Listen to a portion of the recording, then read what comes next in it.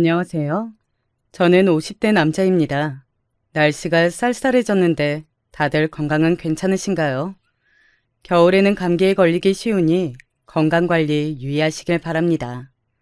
오늘은 제게 일어난 사연을 제보하려고 해요. 인생을 살면서 크고 작은 일들이 참 많았는데 그 중에서도 제일 특별한 사연이거든요. 주위에 아는 사람도 별로 없어서 이렇게 용기 내어 제보하게 되었습니다. 저만 알고 있기에는 너무 재미있는 내용이거든요. 살면서 제게도 이런 일이 일어났다는 게 참 재밌습니다. 무슨 일이 있었길래 이러는지 궁금하시죠? 그럼 바로 시작하겠습니다. 저는 충청도에 있는 어느 작은 지역에서 태어났습니다. 위로는 형과 누나가 있고 가난한 농부 부모님 밑에서 자랐어요. 우리 세대에 여유롭게 산 사람이 없다고 하지만 우리 집은 특별히 더 가난했습니다. 집에 먹을 것도 없었고 잠을 잘 공간도 부족했거든요. 누나는 심지어 고등학교도 가지 못했어요. 공장에 가서 일해서 큰형의 공부를 할 돈을 마련했거든요. 저는 간신히 고등학교에 진학하긴 했는데 가난해서 제대로 공부할 수도 없었습니다. 학교 끝나고 집에 오면 부모님을 도와 밭일을 했어요. 아무튼 이렇게 가난한 집에서 자란 저는 동네에서 같이 자란 소꿉 친구와 결혼하게 되었습니다. 우리 집도 찢어지게 가난했지만 아내의 집은 더 가난했습니다. 얻는 사람들이 모여 결혼했으니 얼마나 형편이 안 좋았겠어요. 그때 우리 형은 결혼해서 다른 지역으로 갔고 누나도 결혼해서 집을 나간 상태였습니다. 가난했어도 오로지 장남밖에 모르던 부모님은 제가 결혼할 때가 되자 집을 사줄 형편이 아니라고 했어요. 형에게는 그래도 단칸방이라도 구할 돈을 줬는데 저는 그 돈도 없다고 하셨죠. 그래서 아내와 저는 우리 부모님을 모시고 결혼 생활을 시작했습니다. 농사를 짓던 부모님을 따라 처음에는 우리 부부도 부모님을 도와드렸어요. 그러면서 어머니와 아내의 갈등도 있었습니다. 어머니가 옛날 사람이라 아내에게 시집살이를 많이 시켰거든요. 우리 어머니는 딸인 누나한테도 차별했는데 아내한테는 더 심했습니다. 아무리 옛날 사람이라 해도 시집살이가 심하니까 아내가 많이 힘들어했어요. 그런 것을 옆에서 지켜보면서 아내를 달래고 어머니를 진정시키느라 중간에서 참 많이 힘들었답니다. 형이나 누나는 따로 살아서 이런 저를 이해하지 못했어요. 이런 상황에서 아내는 결혼하고 바로 임신하게 되었습니다. 임신한 아내를 옆에서 정성껏 돌보았어요. 아내가 입덧이 되게 심해서 없는 살림에 여기저기 과일을 구하러 다니기도 했습니다.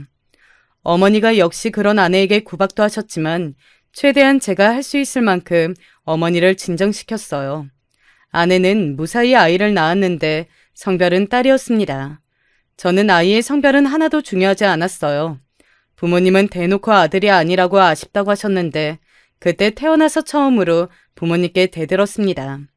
그런 소리 하면 그냥 어떻게든 나가서 우리끼리 산다고 했더니 다시는 그런 말 하지 않으셨죠. 한편 아이를 낳고 저는 어떻게든 끝까지 우리 아내와 딸의 인생을 책임져야 한다는 책임감이 생겼습니다.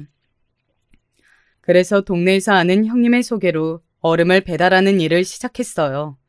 형님의 아내가 병에 걸려서 간호한다고 일을 그만두게 되었거든요. 생각보다 얼음 장사가 제 성격과 더 잘 맞았습니다. 농사보다 재밌어서 즐기면서 했더니 돈도 많이 벌 수 있었어요. 딸과 아내를 보면 힘든 일이 생겨도 버텼습니다. 그렇게 우리 부부는 딸이 5살이 되자 이사도 가고 행복하게 살고 있었어요. 그런데 문제가 생겼습니다. 제가 얼음 장사를 시작하면서 돈을 꽤 벌었다고 했잖아요. 그러니 형이 제게 돈을 많이 빌려갔어요. 아내가 알면 화를 내니까 아내 몰래 빌려주었는데 그 돈이 시간이 흐르면서 더욱 많아졌습니다. 그러다 사건이 하나 터지게 되었어요. 형, 이게 도대체 몇 번째야. 나도 이제 힘들어. 우리 둘째 계획도 있고 앞으로 전영이 키우면서 돈도 많이 들 텐데 매번 이렇게 형한테 돈을 어떻게 빌려줘? 아니, 지금은 보증을 서달라고? 이거 우리 아내가 알면 큰일이야. 나도 싫으니까 보증은 안 돼. 야, 막내야, 가족이잖아. 너는 피는 물보다 진하다는 말도 모르냐? 같은 배에서 나왔는데 어떻게 그렇게 매정하게 말하니? 네가 우리 가족 중에서 제일 잘 살잖아. 형이 너한테 부탁하는 거 이번이 마지막이야, 응? 형은 자식도 둘이잖아. 내 말이 그 말이야. 형은 자식도 2명이나 있는데 왜 자꾸 여기저기 돈을 쓰고 다녀? 그냥 한 직장 구해서 진득하게 다니란 말이야. 도대체 왜 그러고 다녀? 형은 제게 와서 보증을 서달라고 했습니다. 당연히 저는 그런 형에게 처음에는 거절했어요. 그러자 형은 우리 부모님을 찾아가서 죽겠다고 협박하더라고요. 장남을 사랑하는 우리 부모님은 당연히 난리가 났습니다. 이미 누나는 그런 형한테 질려 연락조차 하지 않던 상태였습니다. 저는 부모님께 제가 아내 몰래 이제껏 돈을 얼마나 줬는지 아냐고 했지만 씨알도 먹히지 않았어요. 형수님까지 찾아와서 제게 보증을 서달라고 하더라고요. 정말 제가 인생에서 제일 후회되는 일이 뭔지 아세요? 바로 형에게 보증을 결국 서줬다는 사실이랍니다. 그러면 안 됐는데 가족들이 저를 매일 찾아와서 괴롭히기도 하고 형이 제가 보증을 서지 않으면 죽겠다고 제 앞에서 기름을 몸에 부었어요. 그 모습을 보고 저는 그때는 정이 남아있었기 때문에 각서를 쓰고 보증을 섰습니다. 각서는 작은 부탁이라도 앞으로 살면서 절대 들어주지 않겠다는 거였어요. 만약 이번 사업이 실패해도 그 뒤로는 나도 모르는 일이라고 딱 말했던 거죠. 그런데 그 각서는 결국 필요 없는 종이가 되었습니다. 왜냐하면 형은 제가 선 보증을 통한 돈으로 사업을 시작했는데 대차게 말아먹었거든요. 그리고 제 원망을 다 듣기도 전에 형은 스스로 목숨을 끊게 되었습니다. 잘 살던 저는 갑자기 빚더미에 앉게 되었고 원망할 대상도 사라졌어요. 아내는 이 소식을 듣고 충격을 받아 그 자리에서 쓰러지기까지 했습니다. 저도 어안이 벙벙하고 도대체 이게 무슨 일인가 싶었어요. 아직도 그때를 생각하면 눈물이 앞을 가릴 정도랍니다. 부모님은 장남이 죽었다고 땅을 치며 우셨어요. 형의 죽음이 충격적이었는지 지병을 앓던 어머니도 하늘로 가게 되었습니다. 정신을 차려보니 집안은 말이 아니었어요. 아버지도 집에 누워만 계시고 제 앞에는 빚이 그때 당시 억 단위로 있었습니다. 아내는 충격받아 쓰러져서 집에 누워 있었고 우리 딸의 나이는 겨우 5살이었죠. 더 충격적인 것은 여기서 끝이 아니었습니다. 누나, 어떡해. 형수님이 조카들을 우리 집에 놔두고 연락이 안 돼. 나한테 하루만 봐달라고 하더니 그대로 도망갔나 봐. 벌써 일주일이나 지났어. 애들도 본인 엄마 어디 있냐고 우는데 이걸 어떡해. 그걸 왜 나한테 물어? 막내야, 혹시 몰라서 말하는 건데 누나는 조카들 감당 못한다. 지금 나 살기도 바쁜데 조카들을 어떻게 돌보니? 너도 지금 빚이 어마어마하잖아. 아내도 쓰러졌다며. 그냥 애들 보육원에 보내. 아무리 그래도 조카들을 어떻게 보육원에 보내. 얘네 겨우 10살, 8살이야. 내가 모르는 애들도 아니고 형의 자식이잖아. 물론 형은 너무 밉지만 이걸 어떡해. 바로 형수님이 조카들을 우리 집에 버리고 도망갔기 때문입니다. 형수님은 제게 하루만 급한 일이 있어 봐달라고 하더니 그대로 사라졌어요. 연락처도 바꾸고 아예 친정집도 이사가고 사람 자체가 사라졌더라고요. 순식간에 어린 조카들까지 우리 집에서 살게 되었습니다. 물론 아내는 눈에 불을 켜고 반대했습니다. 지금 당장 우리 딸도 어떻게 키울지 막막한데 조카들이 무슨 말이냐고 했죠. 그런 아내를 이해하지 못한 것은 아닙니다. 그런데 그렇다고 조카들을 보육원에 보내거나 혹은 아픈 아버지에게 보낼 수도 없었어요. 일단 저는 사는 집을 팔고 빚을 조금이라도 갚으려고 했는데 조카들과 같이 사니까 집이라도 지켜야 했습니다. 아무리 얼음 장사가 잘 되어도 한계가 있더라고요. 형이 죽으면서 알게 된 빚도 많았습니다. 나중에는 사채업자가 우리 집에 찾아와서 돈을 내놓으라고 협박도 했어요. 집안에 빨간 압력받지도 붙었습니다. 저는 창피함도 모르고 그냥 무릎 꿇고 엉엉 울면서 사채업자에게 빌기도 했어요. 어떻게든 일해서 갚겠다고 죄송하다고 빌었죠. 이 당시 아내에게 조카들과 딸을 맡기고 공장에 가서 일하기 시작했습니다. 얼음 장사는 아무리 일해도 한계가 있었기 때문에 일단 급한 돈이 필요했어요. 공장에서 저는 쉬는 날도 없이 잔업도 제가 나서서 하기 시작했습니다. 직원이 그러다 저에게 과로로 죽을 수도 있다고 했는데 일단 너무 돈이 급했어요. 그렇게 몸을 갈아 일해도 빚은 줄어들 생각을 하지 않더라고요. 집에 애가 셋이나 있으니까 더욱 그랬습니다. 저는 그때 우리 딸에게 너무 미안했어요. 조카들까지 키운다고 제 친딸에게 몹쓸 짓을 하고 있다고 생각하니 눈물이 앞을 가렸습니다. 아이들이 학교에 가자 아내도 밖에 나가 일하기 시작했어요. 저는 공장에서 일하고 아내는 식당에서 일하면서 돈을 벌었습니다. 그 돈을 벌어도 다 사채업자들이 공장 앞에 가서 돈을 가져갔어요. 아무리 일해도 빚이 줄지 않자 안 좋은 생각도 했습니다. 하지만 제가 죽는다고 끝나는 게 아니잖아요. 남은 우리 딸과 아내 그리고 조카들을 생각하니 죽는 것도 민폐였습니다. 원래 아내와 저는 둘째를 낳을 생각도 했는데 그러지도 못했어요. 조카들과 같이 살면서 힘든 점도 아주 많았습니다. 특히 아내가 조카들을 미워한 것은 아니지만 확실히 우리 딸을 더 챙겼어요. 그런 아내를 당연히 저도 이해했지만 조카들이 안쓰러운 마음도 있었습니다. 조카들도 본인의 아빠가 죽고 엄마가 자기들을 버린 현실이 얼마나 괴롭겠어요. 그래서 일부러 저도 딸처럼 생각하고 많이 돌봐주려고 했습니다. 여기서 아내와 저는 갈등이 참 많았어요. 당신은 본인 친딸이나 더 챙기라고 내가 몇 번을 말해? 죽은 형의 자식들이 그렇게 소중하니? 그 형 때문에 당신 인생 망했잖아. 형만 아니었으면 우리 이렇게 빚이 생겼겠어? 진짜 당신은 속도 좋다. 나는 조카들 얼굴 꼴도 보기 싫을 것 같아. 지금도 그렇고. 나도 형이랑 형수를 생각하면 너무 싫고 미워. 만약 형이 살아있었다면 내가 형을 죽였을 거야. 그런데 여보, 애들이 무슨 죄가 있어. 조카들이 형한테 그러라고 한 것도 아니잖아. 애들은 안타까우니까 그렇지. 안타깝다고?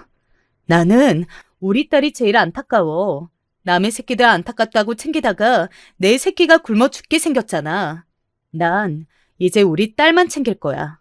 당신 조카는 알아서 챙겨. 어차피 나랑은 피 한 방울 안 섞인 애들이야.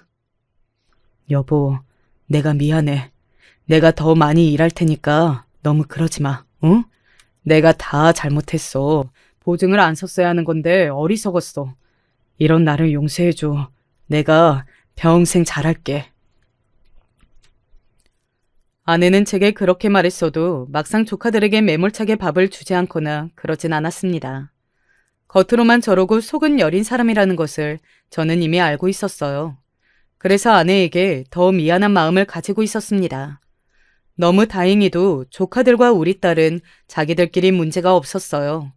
조카들도 남의 집에서 사는 게 눈치가 보이는지 착했고 우리 딸은 원래 성향 자체가 순합니다. 자라면서 한 번도 사고를 친 적도 없었고 오히려 그 없는 형편에 학교에서 반장도 여러 번 했습니다. 저도 제 자식인 우리 딸이 조카들보다 사랑스럽고 아끼게 되는 것은 당연했어요. 하지만 조카들이 죄가 없으니 최대한 티를 안 내려고 했던 거였죠. 아무튼 이렇게 아이들이 모두 학생이던 어느 날 충격적인 사건이 또 터지게 되었습니다. 공장에서 야근까지 하고 새벽에 집에 갔는데 아내가 깨어 있었어요. 원래 아내는 식당에서 일하고 집에 오면 피곤해서 그 시간에 자고 있어야 했거든요. 아내에게 혹시 무슨 일이 있냐고 물었더니 아내는 그저 고개를 저었습니다. 뭔가 하고 싶은 말이 있어 보였는데 절대 하지 않더라고요. 제가 아무리 물어도 아내는 그저 제 얼굴을 바라볼 뿐이었어요. 씁쓸해 보이기도 하고 복잡한 얼굴인 아내를 보고 의아했습니다. 혹시 애들한테 무슨 일이 생겼냐, 친정에 어떤 사건이 있냐 해도 말하지 않더라고요. 그저 저를 바라보더니 그냥 자자고 했습니다. 실제로 그 뒤로 아무렇지도 않게 평상시처럼 행동하는 모습에 저는 그 일을 까맣게 잊고 있었습니다. 아내가 저렇게 행동했던 이유를 저는 1년 뒤에 알게 되었어요. 그날도 저는 공장에서 열심히 일하고 있었는데 갑자기 공장 사장님이 저를 찾았습니다. 너무 급해 보이는 얼굴에 제가 오히려 진정시켜야 했어요. 사장님은 저를 보더니 빨리 옷을 갈아입고 병원으로 가라고 하더라고요.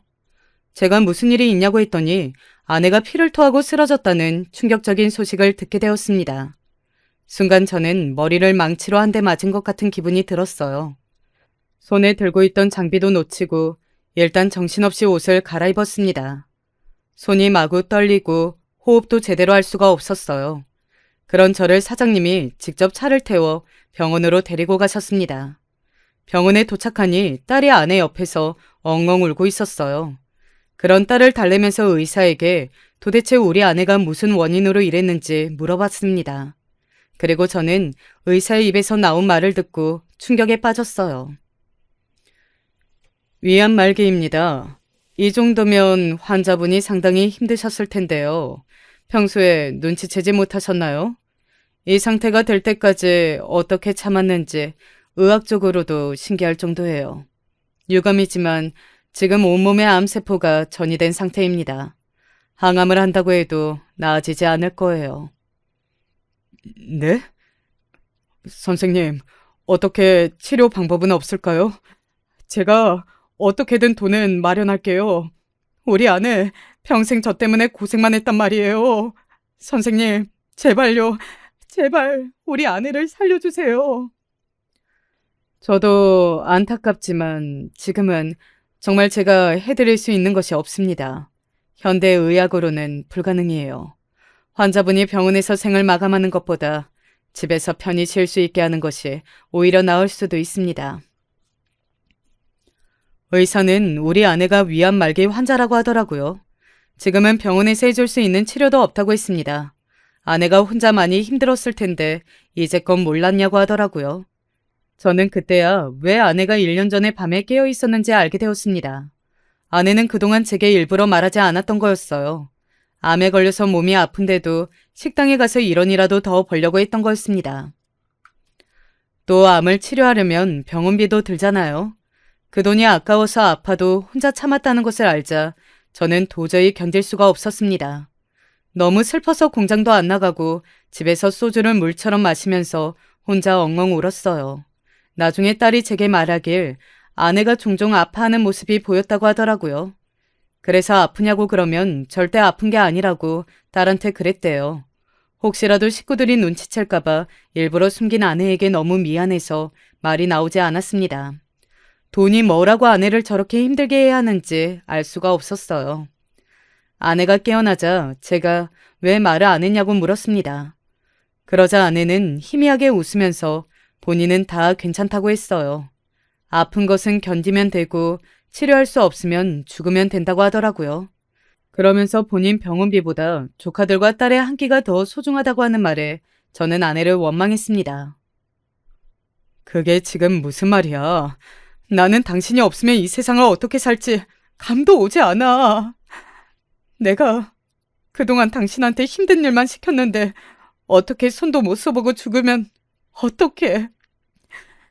여보, 내가 너무 미안해. 당신 정신 똑바로 차려. 애들 아직 다 미성년자야. 내가 하늘에서 지켜보고 있을 거니까 슬퍼하지 말고 아이들 키워. 우리 애들 착하잖아. 말썽도 안 피우고 우리 딸은 공부도 잘하는 거 알지? 당신 힘들어도 버텨. 그리고 나 사망보험금도 들어놨어. 그러니까 그걸로 애들 키워. 돈이 뭐라고, 이게 뭐라고. 보험금이 뭐가 중요해. 차라리 내가 그냥 잠도 안 자고 일할게. 보험금으로 애들을 키우라고?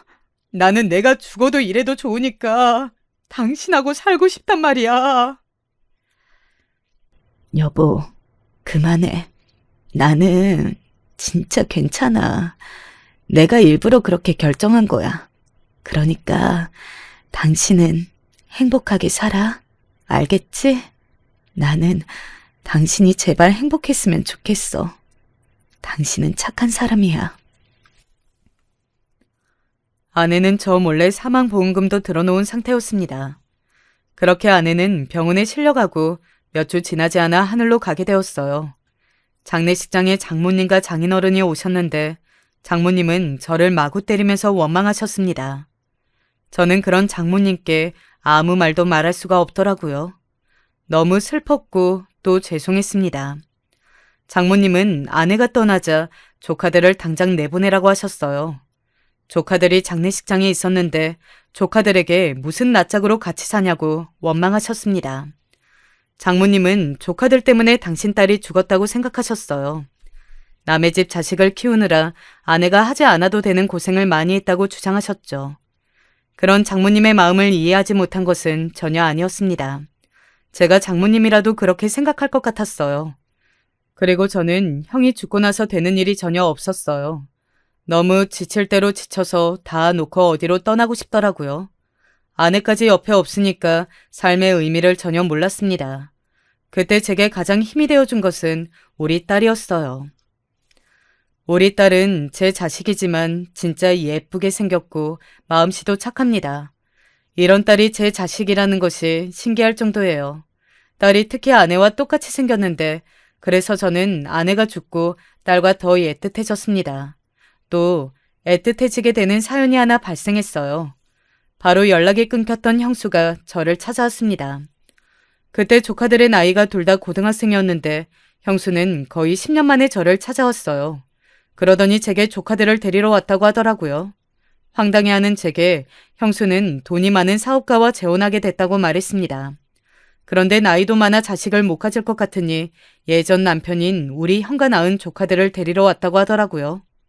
너무 당당하게 말하는 모습에 기가 막히기도 했습니다. 조카들을 불러놓고 어떻게 하고 싶냐고 물었더니 조카들은 자기 엄마를 따라가겠다고 했어요. 내심 제가 10년을 키웠는데 바로 부자가 된 엄마를 따라간다는 조카들의 말에 상처를 받기도 했습니다. 저는 조카들과 딸을 구분하지 않고 진짜 최선을 다해 키웠거든요. 고민조차 하지 않은 모습에 서운하기도 했지만 조카들을 위한 일이라면 그게 더 나은 결정으로 보였습니다. 부잣집에서 행복하게 여유롭게 사는 것이 좋으니까요. 또 조카들도 아무리 우리 부부가 잘해줬어도 남의 집이니까 눈치가 보이기도 했을 거예요. 조카들을 보내는 것은 저도 동의했지만 형수에게 섭섭한 마음은 있었습니다. 그때 저는 아직도 형의 빚을 다 갚지 못했던 상태였어요. 조카들을 10년 동안 돌봤으면 성의 표시라도 하는 게 맞지 않을까요? 그런데 형수는 제게 그 어떤 돈도 주지 않았습니다. 제가 형이 남긴 빚을 아직도 갚고 있다고 했더니 모른 척을 하더라고요. 조금이라도 갚아달라고 조카들에게 키웠던 돈도 있지 않냐고 했더니 제게 돈에 미친놈이라고 욕했습니다. 그 모습을 보고 저는 참 가슴이 아팠어요. 그렇게 부자인 사업가를 만나 재혼하면 저는 미안해서 사람 대 사람으로 빚을 갚아줄 것 같거든요. 형수는 제게 1원도 주지 않고 심지어 그동안 아이들을 돌봐줘서 고맙다는 말도 하지 않았습니다. 그런 모습을 보며 참 속으로 속상하기도 하고 인생이 허망했어요. 어쩌다 이 지경까지 오게 된 건지 안타까웠습니다. 아내가 떠나면서 이 모든 일이 차례대로 일어났어요.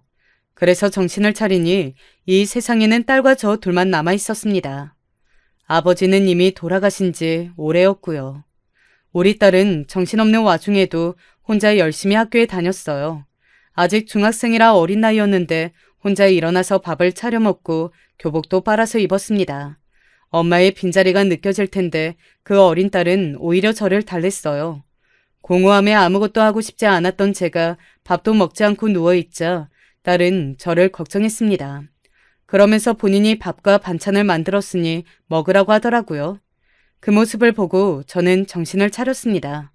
딸에게 집안일은 네가 하는 것이 아니라고 했어요. 실제로 저는 제가 부모니까 당연히 빨래와 청소 그리고 요리를 하는 것이 맞다 생각했습니다. 그런데 일하고 오면 딸은 자기가 다 알아서 집안일을 해놓았어요. 그 모습을 보며 꼼꼼하고 야무진 우리 아내가 생각났습니다. 아내를 닮아 딸은 정말 손끝이 야무졌어요. 저는 아내가 떠난 마당에 딸을 고생시키고 싶지 않았습니다.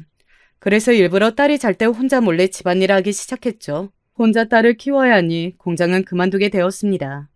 대신 성실한 저를 매우 좋게 봐주신 사장님이 목수일을 제안해 주셨어요. 아는 형님이 목수일을 하는데 거기 가서 배울 생각이 없냐고 했죠. 마침 조카들은 형수가 데리고 갔으니 어느 정도 숨통이 트인 상태였거든요. 그래서 그 목수 형님의 작업실에 가서 본격적으로 일을 배우기 시작했습니다. 그렇게 빚도 갚고 혼자 딸을 키우면서 몇 년이 흘렀어요. 딸은 어느덧 고등학생이 되었고 진학 상담을 위해 학교에 갈 일이 있었습니다. 거기서 저는 기분 좋은 소리를 듣게 되었어요. 아버님이 혼자 키운다고 하셨는데 어쩜 이렇게 잘 자랐을까요? 지금도 반장이고 학교에서 교우 관계도 너무 좋아요. 선생님들께서도 어찌나 예의 바른지 다들 탐내는 학생입니다.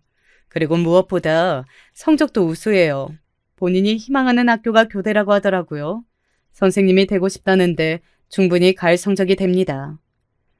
아, 그래요. 사실 제가 혼자 아이를 키우면서 형편이 어려워서 제대로 사교육도 시켜주지 못했어요. 항상 그게 너무 미안했는데 어떻게 알아서 이렇게 잘한다는 소리를 들으니까 너무 뿌듯하네요. 선생님, 정말 죄송하지만 우리 딸 끝까지 잘 봐주세요. 제가 가방끈이 짧아서 입시는 모르겠어요. 그건 전혀 걱정하지 마세요. 이미 성적도 충분하고 수시로도 갈 수 있습니다. 혼자 키우느라 고생하셨을 텐데 딸이 이렇게 훌륭하니 얼마나 자랑스러우세요. 우리 딸은 제가 공부에 신경을 써주지 못했는데 성적이 매우 좋았어요. 사교육을 시켜주지 못했던 것이 너무 미안했거든요. 그런데 알아서 학교에서 수업을 듣는 것으로 성적을 높게 유지했습니다. 그런 딸에게 너무 미안하고 고마웠어요. 돈을 갚는 게 우선이라고 생각해서 딸에게 신경을 써주지 못했거든요. 제가 딸에게 미안하다고 하면 우리 착한 딸은 미안할 필요가 없다고 했습니다. 딸은 심지어 대학도 장학생으로 합격했어요. 형편이 어려워서 대학 등록금은 현실적으로 참 걱정이었거든요. 그런데 장학생으로 입학하니 부담이 줄어 고마웠습니다. 심지어 딸은 대학생이 되자 바로 과외로 아르바이트를 시작했어요. 본인을 키우느라 고생했다고 이제 성인이니까 자기 살 길은 알아서 찾겠다고 하더라고요. 그 모습을 보고 저는 너무 고맙고 미안해서 혼자 몰래 울기도 했습니다. 그러더니 딸은 대학생 내내 제게 이론도 가져가지 않았어요. 오히려 방학 때는 학원에서 열심히 일해서 제게 용돈도 주었습니다. 그 모습을 보고 저는 제가 전생에 무슨 일을 했길래 이런 딸을 만났나 싶었어요. 아내가 있는 납골당을 찾아 우리 딸의 자랑을 마구 하기도 했습니다. 아이러니하게도 딸이 이렇게 혼자 잘 크면서 아내가 더욱 보고 싶었어요. 그리고 딸이 대학생이 되자 저는 드디어 형이 제게 남긴 빚을 갚을 수 있었습니다. 이제 제 인생에 빚이 더 없다는 것을 알고 저는 딸을 끌어안고 처음으로 딸 앞에서 울었어요. 딸은 제가 울자 본인도 울었습니다. 우리 둘이 살면서 참 고생이 많았거든요. 돈이 부족해서 저는 굶기까지 했을 정도였어요. 수도세가 밀려서 물이 안 나왔던 적도 많습니다. 그러면 딸은 공중 화장실에 가서 씻어야 했어요. 교복도 남들은 예쁜 외투를 입는데 우리 딸은 딱 겨울 잠바 하나만 있었습니다.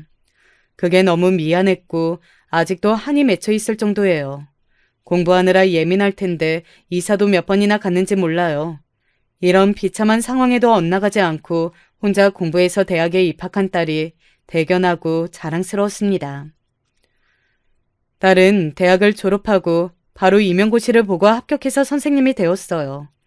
해준 것도 없는데 혼자 저렇게 잘 자란 딸을 보고 저는 믿을 수가 없었습니다.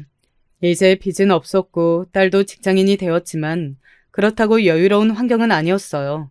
특히 제가 공장에서 쉬지 않고 일하기도 했었고 또 몫으로 일하면서 어깨가 다쳐서 병원비가 많이 나갔거든요. 저는 절대 딸에게 돈을 요구할 생각이 없었습니다.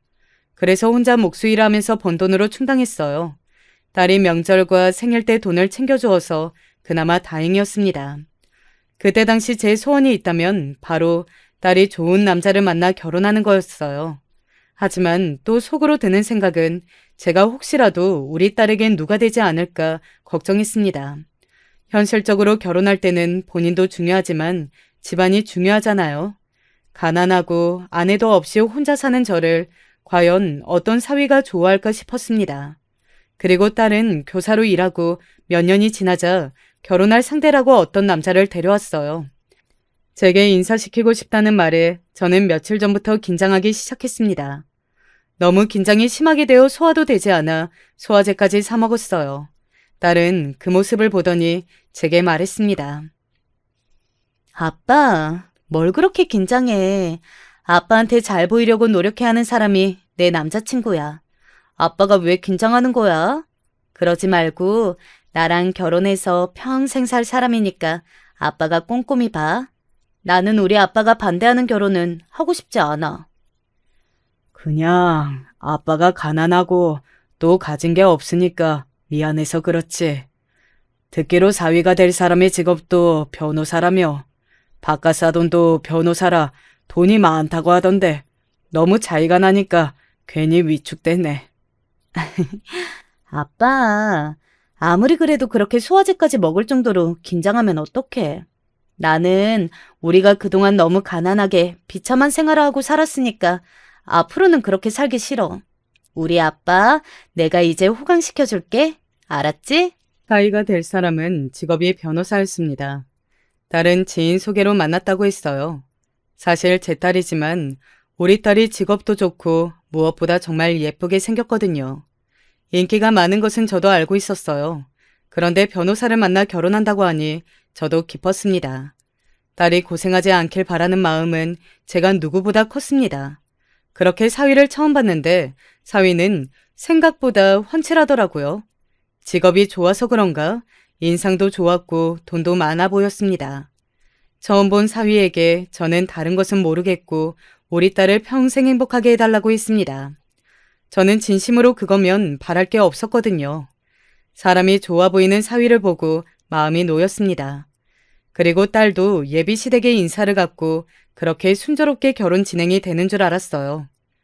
그런데 어느 날 딸이 제게 파혼할 수도 있다는 충격적인 말을 하더라고요.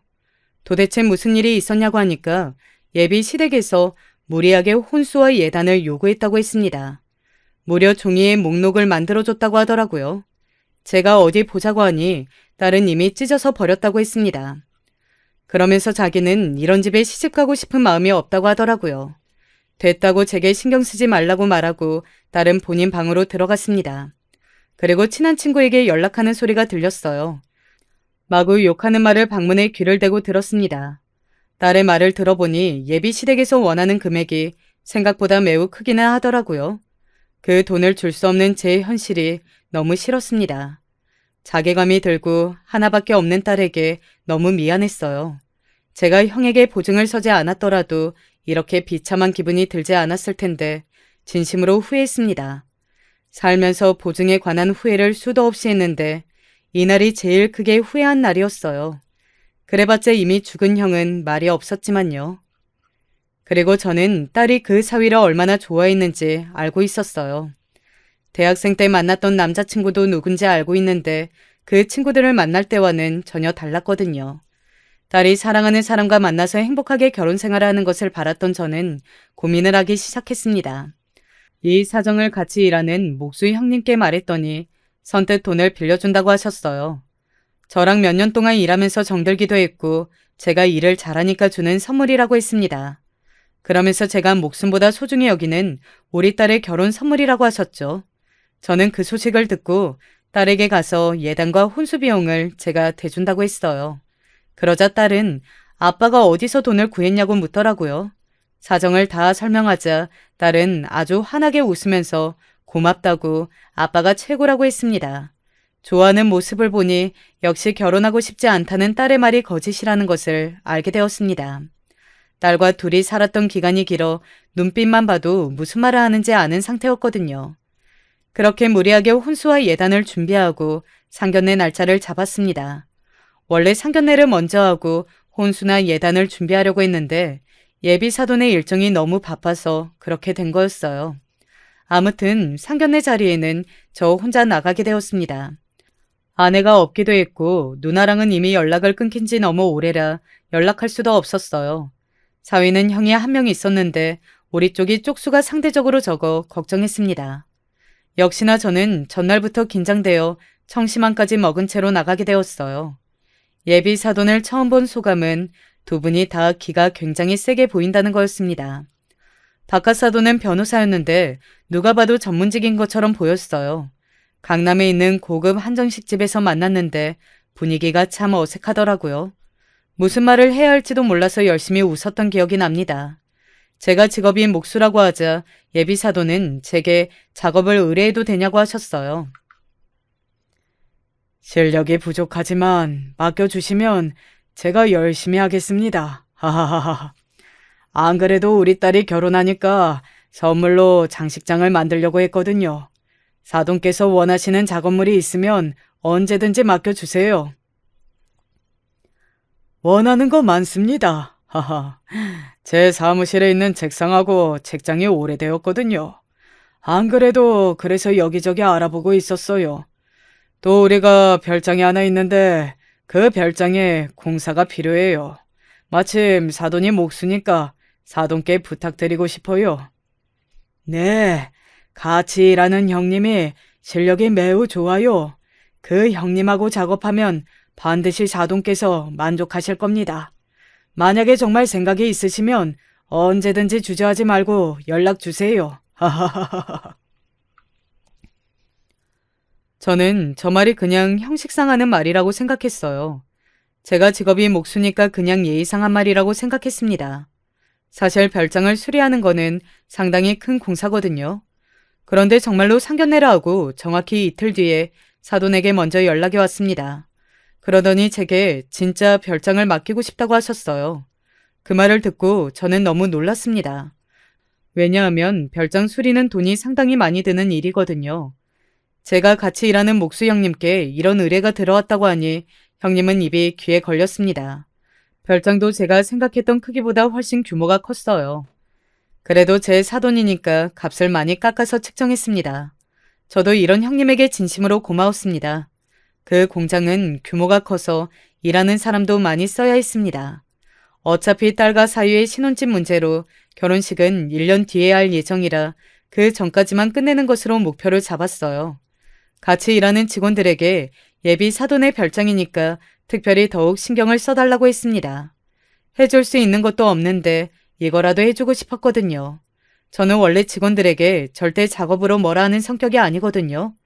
그런데 그때는 무조건 완벽하게 하고 싶은 마음에 욕심을 부렸습니다. 같이 일하는 목수 형님도 이렇게까지 해야 하는 거냐고 의문을 표현했어요. 그런데 사람 마음이라는 것이 딸의 시댁이 될 사람들이라고 생각하니까 최상의 상태로 해주고 싶었습니다. 마침내 몇 달이 걸려서 별장 공사가 완성되었어요. 같이 일하는 직원들도 하나같이 입을 모아 완벽하다고 했습니다. 제가 봐도 흠잡을 곳이 전혀 없었어요. 사돈에게 완성되었다고 하자 직접 별장을 보러 왔습니다. 그때 사위와 우리 딸도 왔는데 다들 너무 예쁘다고 입을 모아 칭찬했어요. 그래서 내심 속으로 얼마나 뿌듯했는지 모릅니다. 딸도 제가 이렇게 멋진 일을 해낼 줄 몰랐다고 집에 와서 입이 닳도록 칭찬했어요. 다른 사람보다 우리 딸의 인정을 받으니 기분이 날아갈 것 같더라고요. 그런데 문제가 생기기 시작했습니다. 저기, 우리 돈은 언제 받을 수 있는 거야? 우리가 쉬는 날도 없이 예정보다 빠르게 완성했잖아. 원래 받기로 한 날짜보다 지금 너무 늦어서 직원들이 일당도 줘야 하는데. 형님, 죄송해요. 안 그래도 제가 사돈에게 말하려고 했습니다. 저번에 혼수에 보태라고 돈도 주셨는데 제가 할 말이 없네요. 저도 공사가 마무리됐으니까 바로 보낼 줄 알았는데 그게 아니네요. 다름이 아니고 바깥 사돈이 대금을 입금하지 않았어요. 제가 서비스로 책장도 만들어줬는데 도저히 입금되지 않았습니다. 분명히 금액을 사전에 알려줬고 사돈도 이 가격이면 너무 괜찮다고 했거든요. 제가 혼자 일하는 것이면 모르겠는데 직원들과 같이 일하던 형님도 있어서 반드시 돈을 받아야 하는 상황이었어요. 그런데 이게 거래처도 아니고 딸의 시댁이니까 말하기가 선뜻 쉽지 않았습니다. 처음에는 바로 주지 않길래 계속 기다렸어요. 그런데 아무리 기다려도 돈을 주지 않더라고요. 딸에게 먼저 말할까 혹은 사돈에게 먼저 말할까 고민이 많았습니다. 이때 혼자 소가리를 많이 했어요. 그러다 딸의 결혼식이 어느덧 2주 앞으로 다가왔습니다. 그때까지 사돈은 제게 돈을 주지 않았어요. 같이 일하던 직원들에게 손이 닳도록 빌었습니다. 조금만 기다려달라는 말이 쉽게 나오지 않더라고요. 따로 사돈에게 연락하려고 전화를 걸기도 했습니다. 그런데 공사할 때는 전화를 바로 받던 사돈이 공사가 끝나자 제 연락을 받지 않았어요. 설마 의도적으로 그러는 건가 의심하기도 했습니다. 그런데 마침 딸은 결혼식 전에 양가 어른들을 모시고 식사하고 싶다고 했어요. 그때 날짜가 어버이날이었거든요. 저는 이때가 기회라고 생각했습니다. 그렇게 사돈을 다시 만나게 되었어요. 사돈은 저를 보고도 별장 대금에 관한 얘기를 꺼내지 않았습니다. 별장 얘기가 나오자 너무 훌륭하다고 칭찬하는데 돈 얘기는 없더라고요. 분위기가 너무 화기애애해서 제가 돈을 달라고 하기도 애매했습니다. 하지만 더 지체할 수는 없었어요. 저 혼자만 고생한 거면 그냥 넘어갈 수 있는데 그것도 아니었으니까요. 그래서 저는 그 좋은 분위기에서 용기 내어 말했습니다. 사돈, 그런데 대금은 언제 주실 건가요? 하하하. 이게 저 혼자 일한 것이 아니고 직원들도 같이 일해서요. 분위기가 이래서 조금 난감하지만 받을 것은 받아야 하니까. 하하하하.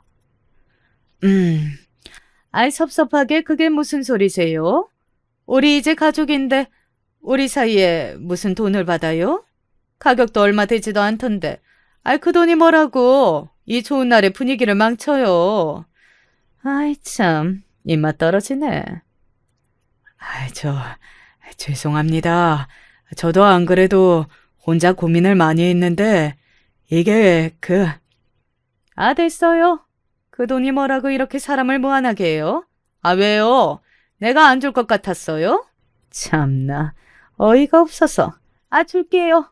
내가 지금 줄 테니까 계좌 불러요. 아니다. 내가 뽑아야겠네.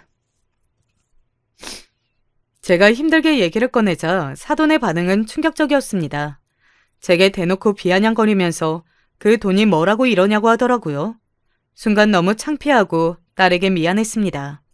우리 딸이 얼마나 민망할까 생각하니까 고개를 들 수가 없었어요. 딸의 표정도 살피지 못하고 숙인 채로 가만히 있었습니다. 사돈은 본인이 돈을 뽑아서 주겠다고 그 자리에서 일어났어요. 사위가 말리는 소리가 들렸지만 저는 그때까지도 고개를 숙이고 있었습니다. 그런데 여러분, 바로 그 순간이었어요. 갑자기 우리 딸이 자리를 박차고 일어났습니다. 저는 딸이 사돈에게 죄송하다고 하는 줄 알고 고개를 더 숙였어요. 하지만 딸은 전혀 예상 밖의 행동을 보였습니다. 딸은 제게 고개를 들라고 했어요. 그러면서 예비 사돈의 앞으로 저벅저벅 걸어갔습니다. 그런 딸의 행동에 자리에 있던 모든 사람들이 다 딸을 지켜보았어요. 저도 이게 무슨 일인가 싶어서 고개를 들었습니다. 그리고 이어지는 딸의 행동을 보고 경악했어요. 저는 처음에 딸의 행동을 보고 제가 잘못 본 줄 알았답니다. 짝 소리가 들리고 어안이 벙벙한 저는 그제야 상황을 파악하기 시작했어요. 너무 놀라 아무 말도 하지 못했는데 바로 우리 딸이 돈을 가지러 가겠다는 예비 사돈의 뺨을 올려 붙인 것이었습니다.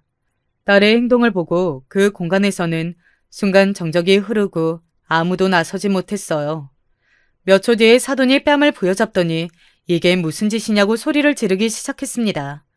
예비 사돈이 소리를 지르자 사위도 자리에서 일어나서 다가갔어요.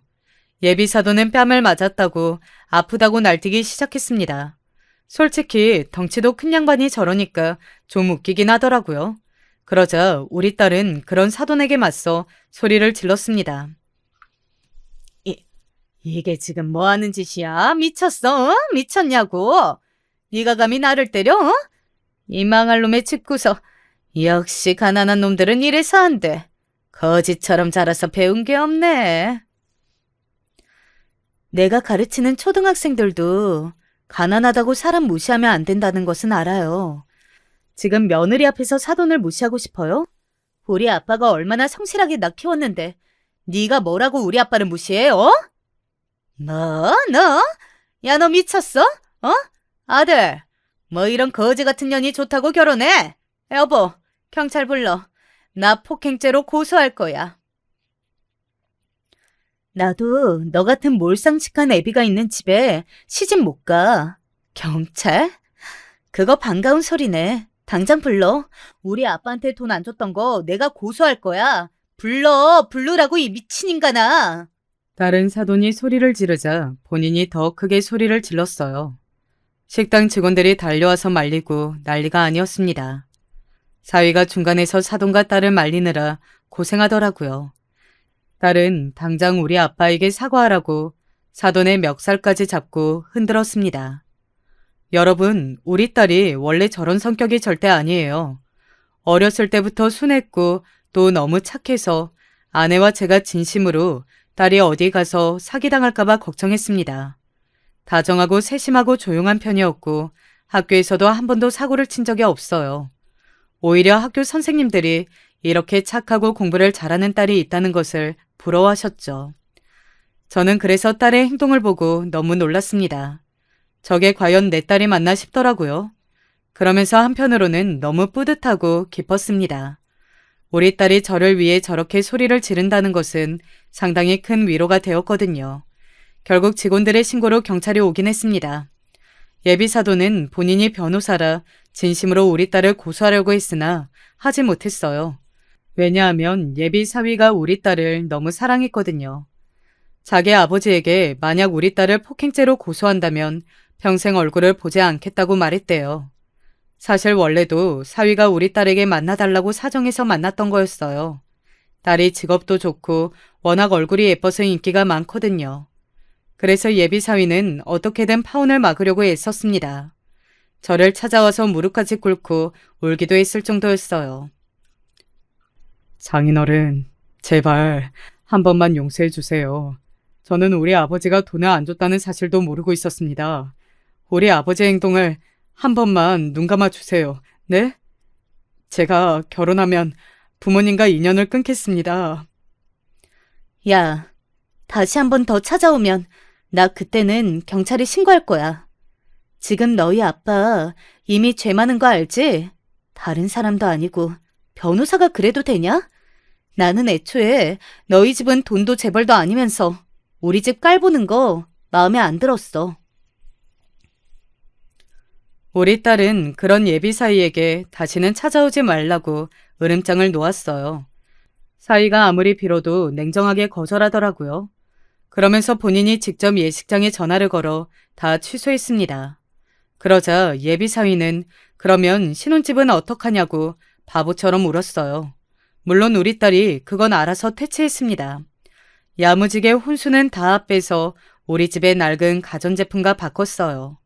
어차피 아무도 안 쓴 새 제품이라 저는 이득이었습니다. 딸은 예비시댁이 돈이 많은 것은 좋았지만 재벌도 아니면서 너무 잘난 척하는 것이 싫었다고 하더라고요. 그러면서 은근히 돈으로 저를 무시하는데 그게 그렇게 기분이 나빴대요. 결혼은 현실이고 아무리 경제력이 중요하다 해도 저를 무시하는 것은 참을 수가 없었다고 말했습니다. 화를 내면서 어떻게 아빠를 무시하는데 본인이 가만히 있겠냐는 딸을 보고 저는 눈물까지 흘렸어요. 그런 딸의 마음을 듣고 저도 일부러 그래서 아빠도 꾹 참은 거라고 말했습니다. 돈이 뭔지 이렇게 우리를 울게 만드는지 씁쓸하기도 했습니다. 딸은 우리가 너무 돈으로 고생하며 살아서 적어도 결혼해서 돈으로 고생하고 싶지는 않았다고 했어요. 그 말을 듣는데 죽은 아내가 그렇게 생각났습니다. 결국 그날은 딸과 저랑 둘이 끌어안고 엉엉 울었어요. 그래도 바로 다음 날에 딸은 다시 원래대로 돌아왔습니다. 이렇게 한 번 아니라는 마음을 먹으면 단호한 딸을 보고 저는 참 자랑스러웠습니다. 해준 것도 없는데 이렇게 알아서 훌륭하게 자라주어 고마웠어요. 아주 든든한 딸 덕분에 저는 돈도 그대로 돌려받을 수 있었습니다. 정말 너무 웃겼던 것은 예비사돈이 돈을 안 주겠다고 처음에 고집하더라고요. 다른 사람도 아니고 변호사가 저래도 되는 건가 속으로 의심스러웠습니다. 억울한 사람들을 도와주는 것이 변호사 아닌가요, 여러분? 아무튼 딸 덕분에 돈도 돌려받아 직원들에게 돈을 주고 나니 뿌듯하기도 하고 마음이 복잡했어요. 저 때문에 딸이 사랑하는 사람과 결혼에 실패한 것 같은 기분이 들었거든요. 하지만 딸은 제가 이렇게 말하니까 전혀 아니라고 했습니다. 처음에 혼수 때문에 시댁과 갈등이 있었을 때도 딸도 속상했는데 지금은 오히려 속이 시원하다고 했어요. 그리고 워낙 예쁘게 생긴 탓에 의사인 남자친구를 새로 만나게 되었답니다. 변호사 집안보다 의사 집안이 돈이 더 많은 거 아시죠? 이번에도 결혼 전제로 만나고 있는데 예전 사위랑은 달리 우리 딸을 공주님처럼 대해준다고 하네요. 딸은 제게 그런 일이 있었으면 미리 말했어야지 왜 혼자 끙끙 앓았냐고 뭐라 했습니다. 이 얘기를 듣자 목수형님은 아주 크게 웃더라고요. 여러분, 여기까지가 제가 준비한 사연입니다. 우리 딸 덕분에 제가 이렇게 인생 살면서 행복하고 뿌듯한 일도 있었네요. 재미있게 들으셨다면 정말 다행입니다. 저는 남은 인생 딸과 행복하게 살도록 하겠습니다. 제 사연 들어주셔서 진심으로 감사합니다. 다들 행복하세요. 사연 봐주시는 모든 분들 안녕하세요. 저는 결혼 준비 중인 아주 평범한 여자입니다. 아직 예비 신부라는 표현을 쓰기엔 스스로가 낯간지럽네요. 남자친구와 처음 사귀게 되었을 때는 설마 얘랑 결혼까지 갈 줄 상상도 못했어요. 겹치는 지인을 통해 소개를 받았는데 맨 처음에는 사귈까 말까 고민했을 정도입니다. 그러니 진지하게 작정하고 시작한 연애와는 거리가 멀었어요. 제가 남자친구랑 만나는 교제 기간이 길어지면서 결혼을 염두에 두게 된 것은 저보다 저를 더 걱정해주는 사람인 것을 알아봐서입니다. 저도 그렇게 제 자신의 건강이나 상황을 걱정하면서 살아온 적이 없었는데 남자친구는 항상 저를 우선순위로 두고 생각해 주었어요. 밑으로 여동생만 둘 있는 남자친구. 그래서 그런 건지 뭔가 제가 느끼기에는 여자를 아껴줄 줄 알고 위해줄 줄 아는 모습이 보였습니다. 자기 여동생들하고 엄청 가깝고 친하진 않다고 말은 하는데 사이가 꽤 좋더라고요. 그리고 자기 눈에는 여동생들이 늘 어리되 어리게 보인다면서 오빠로서 걱정 근심인 모습도 자주 봤고요. 이런 면모들이 저에게는 다정다감하고 또 아기자기하게 다가왔어요. 여담이지만 본의 아니게 연애마다 연상을 만났었는데 처음 동갑이랑 사귀니까 재미도 있었어요. 공감대가 확실히 다르더라고요. 유행하는 코드도 서로 공유가 잘 되니까 즐거운 순간이 많았어요. 역시 지내다 보니까 다른 것보다는 말이 통하는 사람, 대화가 이어지는 부분이 관계에서 중요하게 여겨졌어요. 남자친구는 이런 면에서 저에게 아주 좋은 만남의 대상이었습니다. 그래서 자연스럽게 시간이 지나면서 결혼 이야기를 주고받게 되었던 거죠. 남자친구는 여동생만 둘인데 저는 또 언니만 둘인 집입니다. 언니 2명 다 결혼했어요. 저의 집이 나름 딸부잣집이라고 할 수 있네요. 제가 언니들하고 나이 차이가 엄청나게 많이 나요. 제가 그래서 조카만 5명인데 큰언니네 첫째인 큰조카가 벌써 중학생입니다. 큰언니랑 작은언니는 꼴랑 2살 차이예요. 네, 제가 좀 늦둥이인 축에 속하는데요. 그렇다 보니 부모님 연세가 많으시죠. 아, 한 분은 만약 지금 살아계셨다면 이라는 가정입니다. 엄마는 야속하게도 저희 남은 가족들보다 먼저 돌아가셨어요. 저 대학 입학하고 가장 혈기왕성했던 시기였는데요. 여름에 교회 사람들하고 저기 멀리 전라도 시골 동네에 봉사 간 일이 있었어요. 아픈 저희 엄마 꼭 낫게 해달라고 그런 기도를 거기서 했었죠. 기적이 일어났으면 좋겠다고 말이에요. 하루 종일 어린애들과 씨름하고 놀아주면서 활동하느라 너무 피곤해 골아 떨어졌었는데 새벽에 눈이 떠졌습니다. 사방이 온통 조용하고 어둑한데 어딘가 스산했어요. 화장실도 안 가고 싶은데 눈이 떠지다니. 기분이 영 이상해서 다시 잠들기 위해 눈 감고 기도했습니다. 그런데 그러자마자 희한하게 눈물이 솟아나는 거예요. 정말 이상했어요. 전 그때 제가 봉사활동하다 보니까 은연중에 감동이 밀려와서 그런가 보다 했습니다. 일정 끝나고 저 다시 올라오고 바로 그 다음날 엄마의 상태가 악화되었어요. 모두가 방심하고 있던 시기였기에 속수무책이었네요.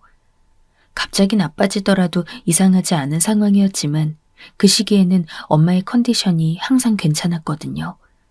저희 가족들 모두 은연중에 엄마가 병원의 예상보다 더 오래 사실 거라고 해서 그때 기대도 하고 있었고요. 그런데 모두가 충격적이라고 할 만큼 엄마의 상태가 정말 한순간에 나빠졌어요. 엄마의 마지막이 남들보다 일찍 정해져 있다는 것은 가족들 모두가 진작 알고 있었지만 막상 상황이 닥쳐오니까 혼란스러웠죠. 엄마는 유방암으로 긴 투병 생활을 이어온 분이었어요. 그래서 언니들하고 저도 전부 지금까지 건강검진을 꼬박꼬박 받는 편입니다. 외가에 엄마의 형제로는 외삼촌과 이모가 계시는데 두 분 다 갑상선 쪽에 문제가 있어요. 이모는 유방 초음파에서 작은 종양이 발견되어 정기적으로 관찰 중이고요. 저희 추측으로는 아무래도 외가 쪽 관련 병력이 내려오는 게 아닌가 싶습니다. 참고로 친가 쪽에는 가족 병력이 일체 없어요.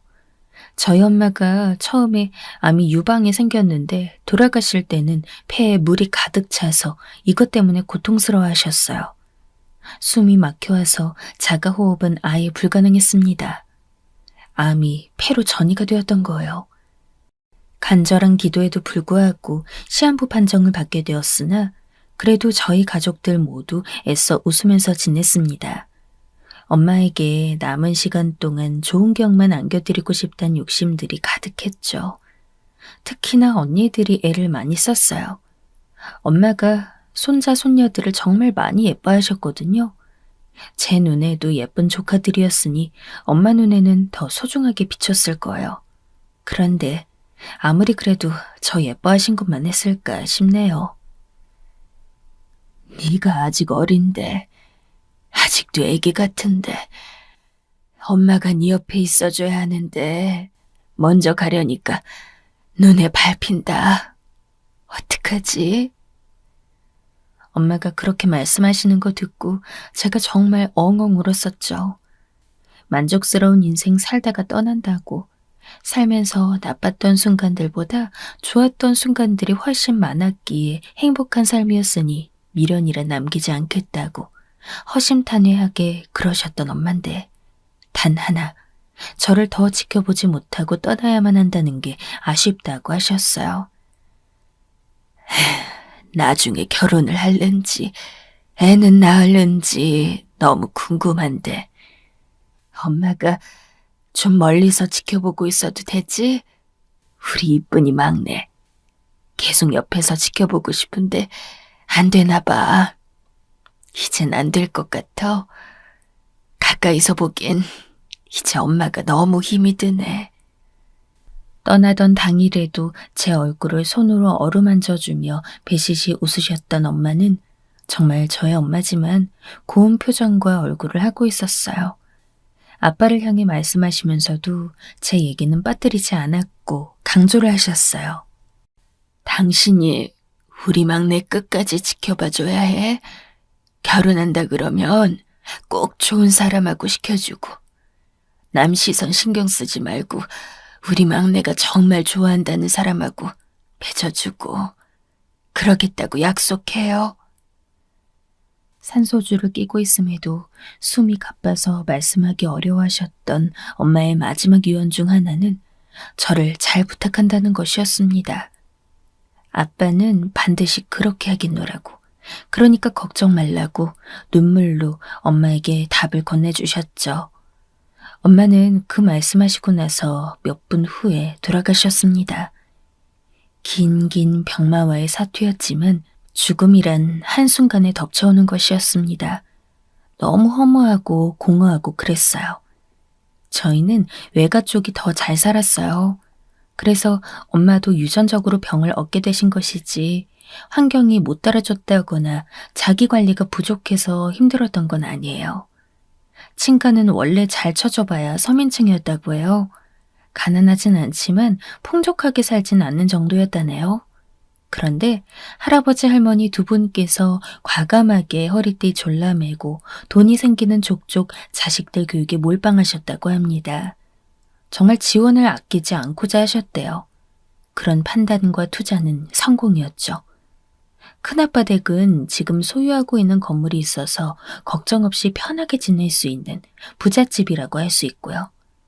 나중에 사업가의 길을 걸으셨던 큰아빠와는 다르게 저희 아빠는 처음부터 끝까지 학문에 관심과 흥미가 쏠려 있었어요. 타고났기를 진득한 학구파여서 오랜 세월 교수직에 계셨습니다. 저는 저희 아빠가 교수라는 게, 제가 교수 딸이라는 게 늘 자랑스러웠고 자부심 또한 있었어요. 누구나 좋다고 여겨줄 만한 직업이었으니까요. 그런데 저랑은 다르게 언니들은 힘들었다고 하더라고요. 타고난 두뇌도 명석한데 집안의 기대까지 짊어지고 사명감으로 공부하셨던 아빠는 저희 언니들을 이해하지 못한 겁니다. 그릇이 작다는 이유로요. 저희 언니들의 증언에 의하면 왜 공부를 이 정도로밖에 못하는지, 어째서 공부 의욕이 강하지 않은지 이해할 수 없다고 아빠가 옛날에 엄청나게 혼을 내셨다고 해요. 이걸 왜 못하지? 왜 안 알아들지? 왜 끈기가 없지? 책상 앞에 앉으면 기본 3시간은 요지부동이어야 하는데 왜 이런 기본조차 못하지? 이런 걸 보니까 공부 못하는 병이라도 걸린 것이다. 이렇게 아빠는 언니들을 이해하지 못하셨고 답답해하신 거예요. 에휴, 잘난 아빠 만나서 여자라고 차별 안 하고 대학 공부 다 시켜주겠다는데 이런 귀한 기회를 알아보지 못하는 아둔한 정신상태들을 대체 내가 어떻게 개조해야 할지. 성적표 펼쳐놓고 언니들이 그 앞에 머리 숙이고 앉아있으면 아빠는 그런 한숨 섞인 잔소리를 늘어놓으셨다고 해요. 제가 그 시절에 당한 당사자였다면 정말 질려버렸을 것 같아요. 저는 워낙에 언니들하고 나이차가 심하다 보니까 저 학교 다닐 때는 아빠로부터 공부 잔소리 들어본 적이 없었어요. 특히나 장녀라는 이유로 더 엄격한 기준이 적용된 큰언니는 스트레스가 아주 심했다고 합니다. 성인 돼서는 고삐가 풀려서 아빠한테 대들기 시작했고 그러면서 감정의 골이 깊어졌대요. 저는 그래서 큰언니를 항상 아빠랑 사이가 안 좋은 사람, 집에서 갈등의 목소리를 내는 사람, 이런 캐릭터를 인식하면서 커왔었네요. 그런 내막을 어렸을 땐 몰랐으니까요. 아빠는 나이가 드시면서 점차 유해지셨고 제가 학교 다닐 때는 간섭이나 지적을 안 하셨어요. 아마 언니들의 케이스를 보고 저 때부터는 마음을 달리하셨던 걸 수도 있죠. 아빠와 큰언니가 제대로 오랜 시간 쌓여온 감정 섞인 앙금을 풀게 된 것은 엄마의 투병 때문이었어요. 아무리 그래도 가족은 가족이더군요. 아빠나 큰언니나 둘 다 똑같이 가족을 소중하게 여겼고 아픈 엄마에게 헌신적인 사람들이었으니까요. 결국 서로를 보듬게 되었죠. 아빠는 큰언니에게 의지했고 큰언니는 아빠에게 신뢰를 보냈습니다. 아빠와 큰언니의 관계가 부드러워지는 걸 엄마가 세상 떠나기 전에 다 보고 가셔서 다행이라는 생각을 해요. 엄마 돌아가셨을 때 큰언니가 바닥에 쓰러지듯 주저앉아 오열하는 모습 보고 너무 슬프면서도 놀랐었어요. 늘 대쪽 같은 아주 강인한 모습만 보였던 큰언니였는데 저보다 훨씬 더 빨리 태어난 만큼 엄마를 오래 지켜보며 살아왔던 게 큰언니였음을 저는 그 순간 처음 깨닫기도 했습니다. 엄마 돌아가신 후로는 큰언니가 저희 집안에서 엄마 역할이에요. 물론 저도 이의 없어요. 옛날부터 은근히 저희 집에 실질적인 가장 같은 면모도 있었거든요. 남자친구는 저랑 대칭으로 반대인 것 같아요. 장남인 남자친구를 그 부모님께서 일찍 낳았던 거예요. 그래서 여동생들과 나이 차이가 좀 납니다. 여동생들은 둘 다 20대 초반이거든요. 저희가 결혼 얘기를 시작한 이후 제가 처음 남자친구네 집에 인사차 들른 적이 있었어요. 남자친구 어머님께서 워낙 빵, 디저트 이런 걸 좋아하신다고 정보를 미리 입수해 놨었고요. 최근 맛집으로 유명한 베이커리에서 조각 케이크 세트며 마카롱이랑 수제 쿠키까지 알짜배기로 골라다가 구매해서 챙겨갔습니다. 뭐가 됐든 남자친구네 가족들에게 잘 보이려면 무조건 어머니의 마음만 얻으면 된다고, 그러면 장땡이라고 생각했거든요. 제가 편견일 수도 있지만요. 내 아들 뺏어간다는 여자가 너니? 이렇게 생각하는 분일까봐 견제를 덜 당하려고 했습니다. 저희 언니들이 말해줬거든요. 아무리 시댁에 잘해도 내 아들 사랑을 가로채간 얄미운 며느리라는 취급 한 번씩 당해봤었다고요. 어머나, 어머. 아유, 그냥 편하게 놀러 오지. 뭘 이런 걸 다 사왔어요. 아우, 케이크 좀 봐. 아유, 예뻐라. 정말 맛있겠다. 어머, 이건 또 뭐예요? 이게 다 쿠키예요? 아유, 돈 좀 썼겠네. 고마워라. 저희 초이스는 대성공이었어요. 어머님께서 제가 사온 베이커리 라인들을 보더니 표정이 눈에 띄게 밝아지셨어요. 제가 어머님을 쓱 살펴보니까 아들 여자친구가 놀러 온다고 해서 신경이 쓰이셨는지 머리를 드라이로 만지신 것 같더라고요. 입으신 옷도 홈웨어치고는 너무 번듯한 원피스였죠. 제가 넙죽 인사 먼저 예의 바르게 하고 말씀 편하게 놓아달라고 부탁도 드리고 맛있는 먹을거리 가득한 식탁에서 화기애애한 분위기가 조성되면서 정말 모든 것이 다 괜찮고 만족스럽게 흘러갔어요. 저희 언니들이 다 나이가 많고 제가 늦둥이라니까 어머님께서 신기해하시면서 박수 한번 치시더라고요. 남자친구네와 반대의 경우니까 더 그렇게 느끼셨나 봐요. 그리고 대화가 한창일 무렵 저희 엄마 암투병 하시다가 먼저 떠나셨다고 하니 안타까운 표정을 지어 보이시더니 조심스레 저희 아빠가 재혼 계획은 없으신지 이런 걸 물어보셨어요. 아니에요. 저희 아빠 나이가 몇인데요.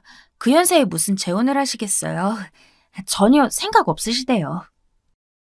아유, 그렇구나. 그런데 여튼간에 이혼보다는 사별이 낫다. 난 그렇게 생각해요. 에휴, 좀 다행이네.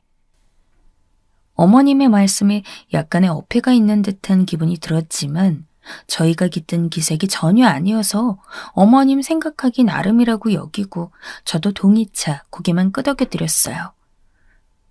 그러면 시집간 언니들은 다 잘 살고 있으니 아버님 노후 준비도 실상 다 되어 있으시겠네? 네, 그럼요. 문제 없어요.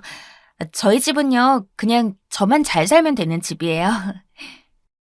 어머나, 그래요.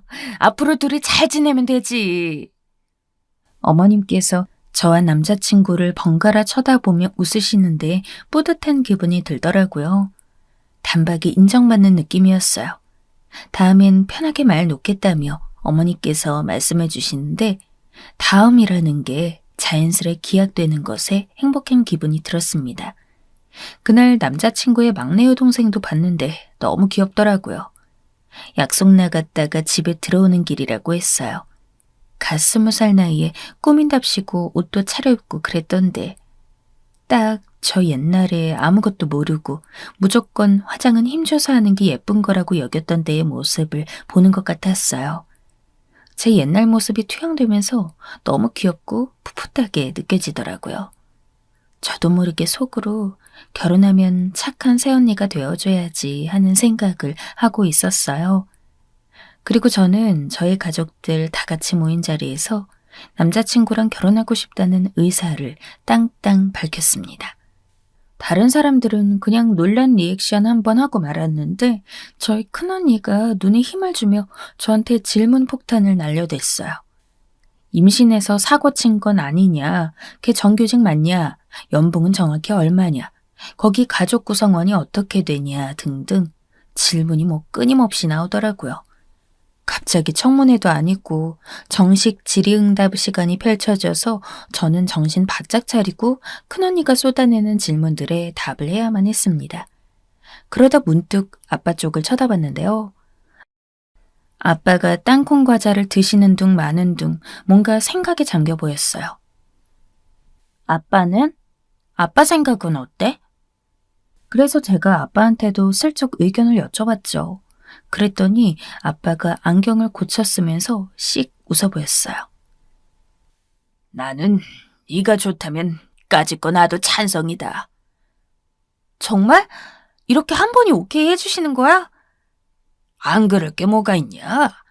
네가 천방지축 같아도 은근 신중하고 경솔하지 않으니 결혼을 화두에 올릴 정도면 아주 괜찮은 사람이라 네 눈에 찼겠지.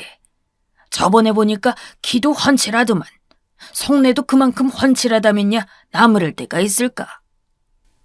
아무 놈한테나 쉽게 보낼 수 없다면서 큰언니는 투덜거렸지만 아빠는 호쾌한 말씀을 하셨어요. 덕분에 마음도 가벼워졌답니다. 아빠는 일전에 남자친구를 2번 본 적이 있었어요. 아주 잠깐이었지만요.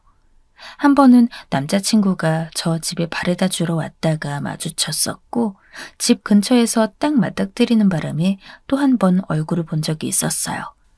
짧은 순간들이었지만 내심 남자친구의 인상이 마음에 들었었나 봐요. 그간 남자친구한테는 우리 아빠가 퇴직하고 그냥 노시다가 심심해서 바람 쐴 겸 소일거리 근무하면서 지내신다고 그렇게만 얘기했었죠. 남자친구가 워낙 남일 캐묻는 거 싫어하는 스타일인데 저한테도 조심성을 잘 발휘했거든요. 퇴직이란 단어를 들은 이후 저한테 아빠 얘기 안 물어봤어요. 저 엄마 돌아가신 거 말했을 때도 그 이후로는 자기 가족 얘기할 때조차 엄마라는 단어는 입에 안 올리려고 조심스럽게 굴었던 사람입니다. 이런 배려 넘치는 모습들에 제가 더 매력을 느낀 거였죠. 저희 아빠 경비 일하신다고 그렇게 흘리듯 말한 적은 있었어요. 남자친구는 아, 그러시구나 하고 그냥 말았고요. 아빠는 남자친구 만나보고 싶다고 하셔서 그러기로 했는데 그때 처음 정확히 알려줬습니다. 저희 아빠 지금 아파트 경비원으로 계신다고요. 그랬어? 아파트 경비? 아, 무슨 경비 일하신다고 했던 게 그거였구나.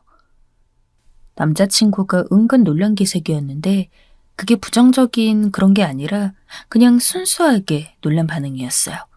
그래서 내심 다행이라고 생각했어요. 아빠 퇴근하시는 시간에 맞춰 남자친구와 셋이서 파스타 집으로 갔어요. 저희 아빠 뵙는 자리라고 남자친구는 오만 고급 정식집, 유명한 고깃집 이런 것들을 생각하고 있었지만 어림도 없었죠. 아무래도 그런 데 가기는 오히려 더욱 힘드니까 이참에 기회 삼아 면이나 돌돌 말아먹고 싶은데 폼 잡고 고기 썰고 정갈한 반찬 집어먹느라 수고 더하는 것보다야 파스타 한 끼 먹고 싶구나. 젊은 사람들 사이에서 인기 많은 파스타집을 간다면 그게 가장 좋을 것 같다고 아빠는 이런 찬스 놓치지 않고 정말로 가고 싶은 곳을 말씀하신 거예요. 그래서 셋이 창가석에 앉아 나름 분위기 잡고 파스타를 먹게 되었습니다. 상황이 좀 웃기더라고요. 아빠, 우리도 연애 초반에 파스타 안 먹었어. 우리는 서로 잘 보일 생각이 그때 없었기 때문에 국밥 시게 말아먹고 치킨 뜯어먹고 그랬어. 지금 아빠 덕분에 우리가 고상한 음식 먹는 거야. 알아? 그러니까 너희 둘이 서로가 편해서 찰싹 붙게 된 거 아니냐. 서로에게 예의 차리는 것도 좋지만 그보다 더 좋은 것은 가식 없이 솔직한 게 최고야. 아빠는 그저 툭툭 말씀을 뱉으시는 것뿐이었는데 그날따라 진솔하고 담백하게 들리더라고요. 그건 무려 여자친구의 아빠와 함께하는 식사 자리라 몹시 불편하고 어려웠을 남자친구에게도 해당이 되었나 봐요. 점점 저희 아빠를 보면서 남자친구가 눈을 반짝 빛내더라고요. 아버님, 일은 안 힘드십니까? 저는 사무직인데도 가끔 외근 나가면 콧바람 쐬는 기분이라 좋을 때도 있지만요. 이게 피곤하고 힘들 때도 많습니다. 가끔은 잡일 처리당하는 기분일 때도 있고요. 아버님께선 늘 외근을 달고 사시는 셈인데 불편하신 건 없으세요? 글쎄, 불편하다고 여기려면 불편한 거 투성이지 뭐. 그런데 항상 필승, 이 필승을 머리에 새기고 어깨에 힘주고 다니면 모든 일이 근사하게 처리해야 할 미션으로 둔갑하더라고. 남자친구가 저와는 안 나누는 주제를 아빠와의 대화에서 써먹더라고요. 이게 뭐 남자들끼리 통하는 그런 게 있는 것인지 유대감인 건진 모르겠지만 식사 자리 위의 시간이 경과할수록 남자친구의 표정이 아주 초롱초롱해졌어요. 와, 아버님, 말씀마다 저에겐 감동입니다. 정말 존경스러워요. 경비 일하는 다 늙은 노인네인데 뭘 존경까지야. 아닙니다, 아버님. 노인네라고 하시다뇨. 아직 정정하십니다. 늙어 빠진 건 사실이지 뭐. 아니면 그럼 노익장이라고 할까? 저는 하나도 재미가 없는데 남자친구는 하하 웃음소리를 내면서 신나더라고요. 아빠가 옛날에 유럽 자주 다녀온 얘기를 하시면서 그때 먹었던 파스타들 감상을 꺼내니까 남자친구가 또 놀라서 헉소리를 냈습니다. 한 업계에 오래 계시다가 퇴직하신 것 정도로만 전 알고 있는데 외람되지만 아버님께서 출장이 잦은 업무를 하셨나 봅니다. 아니, 그냥 공부 열심히 하면서 살았지. 열심히 학구열을 불태우다 못해 집사람을 먼저 떠나보내고. 아빠의 과거에 흥미를 보이던 남자친구. 갑자기 무거운 주제로 전환되어 버린 것에 어쩔 줄 몰라 했어요. 저와 아빠는 이미 엄마의 부재에 익숙한데요. 역시 다른 사람들은 듣기만 해도 난처해지고 어려워지는 주제겠죠. 그러고 보니 남자친구랑 저희 엄마 떠난 이야기를 나누지 못했던 것이 상기가 되었어요. 그래서 기대 이상이었던 아빠와의 인사자리 그 이후 남자친구와 저희 엄마 이야기를 나눴습니다. 일전에 간단히 알려줬던 것과는 달리 엄마의 투병 기간은 아주 길었으며 재발과 전이를 반복하는 바람에 가족들이 전부 무너졌었다고요. 세월이 꽤 지났기에 저는 엄마에게 덤덤했고 그래서 또 그게 화석이 되어 굳어있는 줄 알았는데 남자친구에게 자세히 그때의 순간들을 털어놓으면서 눈물이 또 나더라고요. 감정이 자꾸 솟구쳐서 힘들었습니다. 저는 개인사, 저만의 고충 같은 걸 쉽게 공유하지 않는 성격인데다가 응석바지, 나약한 유형과는 거리가 멀고 남자친구는 굳이 남일 캐묻지 않는 성격인데요. 이런 점들 때문에 그간 봉인해왔던 저희 엄마 얘기를 상세하게 꺼낼 수 있어 좋았어요. 남자친구가 이렇게 힘들었던 얘기를 자기한테 솔직하게 들려줘서 고맙다고 했거든요. 앞으로 결혼하면 우리 둘이 가족이 될 텐데 한 발짝 더 신뢰에 가까워진 기분이었습니다.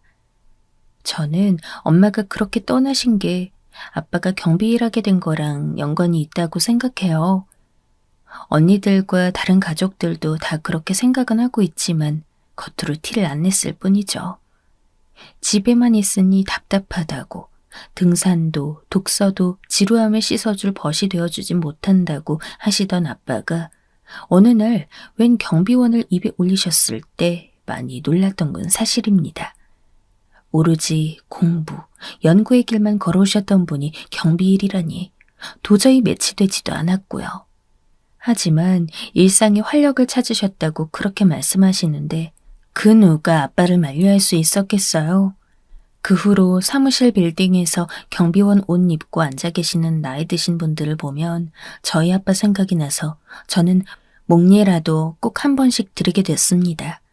언니들도 마찬가지였어요.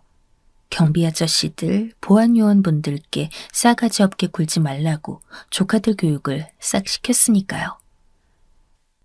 아니 근데 아빠는 나이도 많으시면서 한창 팔팔한 경비원 아저씨들 사이에서 민폐 아니에요? 거기 분들 다 원래 경비라고 그러셨던 분들이죠. 치, 아빠만 땀물에서 흘러들어온 케이스네 딱 보니까. 큰언니가 반 농담주로 아빠한테 그랬는데요. 아빠가 아니라면서 막 손을 내저으시는 거예요. 에이 무슨, 여기도 예사가 아니야. 나랑 어제 교대한 최씨만 봐도 그래. 그이가 대기업 부장으로 있다가 명퇴하고 가게 차린 게 소득이 없어서 경비원으로 온 사람이야. 여기도 만만치 않은 판이다. 아파트 단지가 큰 곳인데 지내기엔 나쁘지 않으신 모양이었죠. 제법 재밌는 분들도 만난 것 같았어요. 그리고 아빠가 경비실에서 써놓은 메모를 보면 워낙 달필이라서 다들 놀란다고 은근한 자랑도 곁들이셨죠. 유명 대학교에서 교수로 지내다가 퇴직했다는 경력은 아무에게도 발설 안 했고 앞으로도 할 예정 없다고 단호히 그러셨지만요. 저희 커플의 결혼 행배는 유유자적하게 순항 중이었습니다.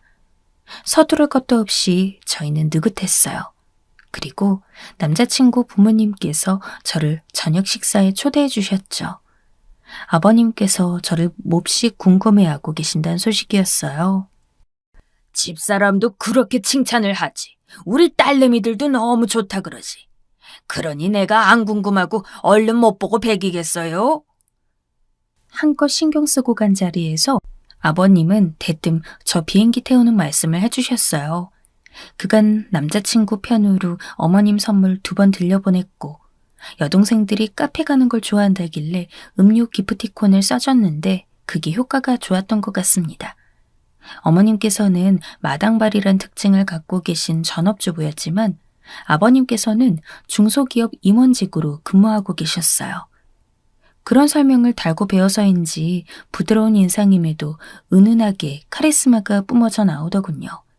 긴장은 되지만 연신 화기애애한 식사 자리였습니다. 분위기가 한순간에 반전된 것은 바로 저희 아빠 직업 얘기가 나오면서였죠. 아파트 경비원으로 일하고 계신다고 말씀을 드렸어요. 그랬더니 그걸 왜 진작 말을 안 해줬니? 어머님께서는 순식간에 표정이 굳어버리셨어요. 맞은편의 남자친구를 확 쏘아보셨죠. 너 알고 있었어? 여보. 옆에서 아버님께서 쓱하며 어머님께 눈치를 주셨어요. 그러자 순간 흥분했던 어머님께서 큼큼 목을 가다듬으시곤 진정하셨죠. 아니, 내가 너무 놀라서 그러지. 그 연세에 아직도 일을 하실 분들어 경비? 아파트 경비? 노후 준비 다 되어 있으시단 게 설마 그런 의미일 줄은 상상도 못했구나. 제가 일부러 숨길 의도로 말씀을 안 드렸던 건 아니었어요. 나중에 딴 말 나오고 그럴까봐 내 입장, 내 생각은 분명히 밝혀놓는 거야. 난 솔직히 아파트 경비 그런 일 정말 개인적으로는 탐탁치 않아 한다. 호래비의 경비원? 아이고야. 어머님 말씀에 제가 조용히 수저를 내려놓았습니다. 남자친구를 힐끗 보니까 완전히 어릿해서 어쩔 줄 몰라 하는 표정이었죠. 어머님께서 이런 식으로 나올 줄은 남자친구도 예상 못한 눈치였어요. 표정만 봐서는 우리 엄마가 왜 이러시지? 하며 의문이 가득해 보였습니다. 반대로 아버님 쪽은 상대적으로 잠잠하셔서 어머님께 무언의 동의를 표하는 것 같아 그게 오히려 신기했네요. 어머님이 이어서 하는 말씀에도 그저 수심 깊은 얼굴만 하고 계셨죠. 너무 안 좋게 듣지 말아줬으면 하는데 미안하지만 나는 이왕이면 우리 아들이 멀쩡하게 갖춘 집이랑 맺어졌으면 좋겠다는 바람이 있구나. 번듯하진 않아도 평범했으면 좋겠어. 네, 이해합니다. 그런데 저희 아빠께서 경비 일하시는 게 죄는 아니니까요. 제가 부끄러워하거나 두 분께 죄송해야 할 일은 아니라고 생각해요. 그저 견해 차이가 있는 거라고 여기겠습니다. 그리고 말씀하신 대로 아빠께서 연세가 있다 보니 경비 일은 이제 마무리 짓는 단계에 와 계세요. 이제 그만두실 날 얼마 안 남았고요. 제가 차분하게 말을 해나가니까 아버님께서는 슬쩍 고개를 끄덕끄덕하면서 들어주셨어요. 하지만 어머님께선 인상 팍 찌푸리신 채로 한숨을 푹푹 쉬셨죠. 아휴, 아무리 그래도 이건. 영 안 되겠다는 듯 그렇게 구시는 어머님을 보며 속이 착잡해졌지만 겉으로는 많은 내색을 안고 견뎠습니다. 그대로 그날 자리는 어영부영 마무리가 됐죠. 저 바래다 주겠다고 남자친구가 제 어깨를 감싸면서 어머님을 짜증스럽게 쳐다봤는데 든든하고 기쁘다기보단 민망함이 더 컸습니다. 아휴, 진짜 너무 미안하다. 우리 엄마 왜 저러냐? 나 아까 식겁해서 무슨 말이 안 튀어나오더라. 됐어. 당황하셔서 더 그러신 것 같아. 나는 이게 내 일이니까 당연하게 여겨져도 반대의 입장이라면 아파트 경비원 사돈이 싫을 수도 있는 일이니까 너무 갑작스러우셨을 거야. 난 이해해. 그러니까 어머니께 괜히 대들지 마. 내 입장만 더 난처해질 수 있어. 네가 그렇다는데. 알았어, 그럼. 그러나 대답과는 달리 그러고 나서 남자친구는 어머님하고 한바탕 싸운 듯 싶었어요. 다음날 제가 캐모르니까 말을 자꾸 돌리더라고요. 언니들이 남자친구네 부모님하고 밥 먹는다더니 어떻게 됐냐고 물어보기에 솔직하게 말했습니다. 우리 아빠 경비원이라고 하니까 두 분 다 표정이 어두워졌다고 그렇게 알려줬어요. 아빠가 이 얘기를 들으시곤 놀라서 어쩔 줄 몰라 하셨습니다. 이것만 솔직하게 말해봐라. 다른 거 다 제쳐두고 어쨌든 간에 네가 결혼을 하고 싶으냐? 하고 싶어.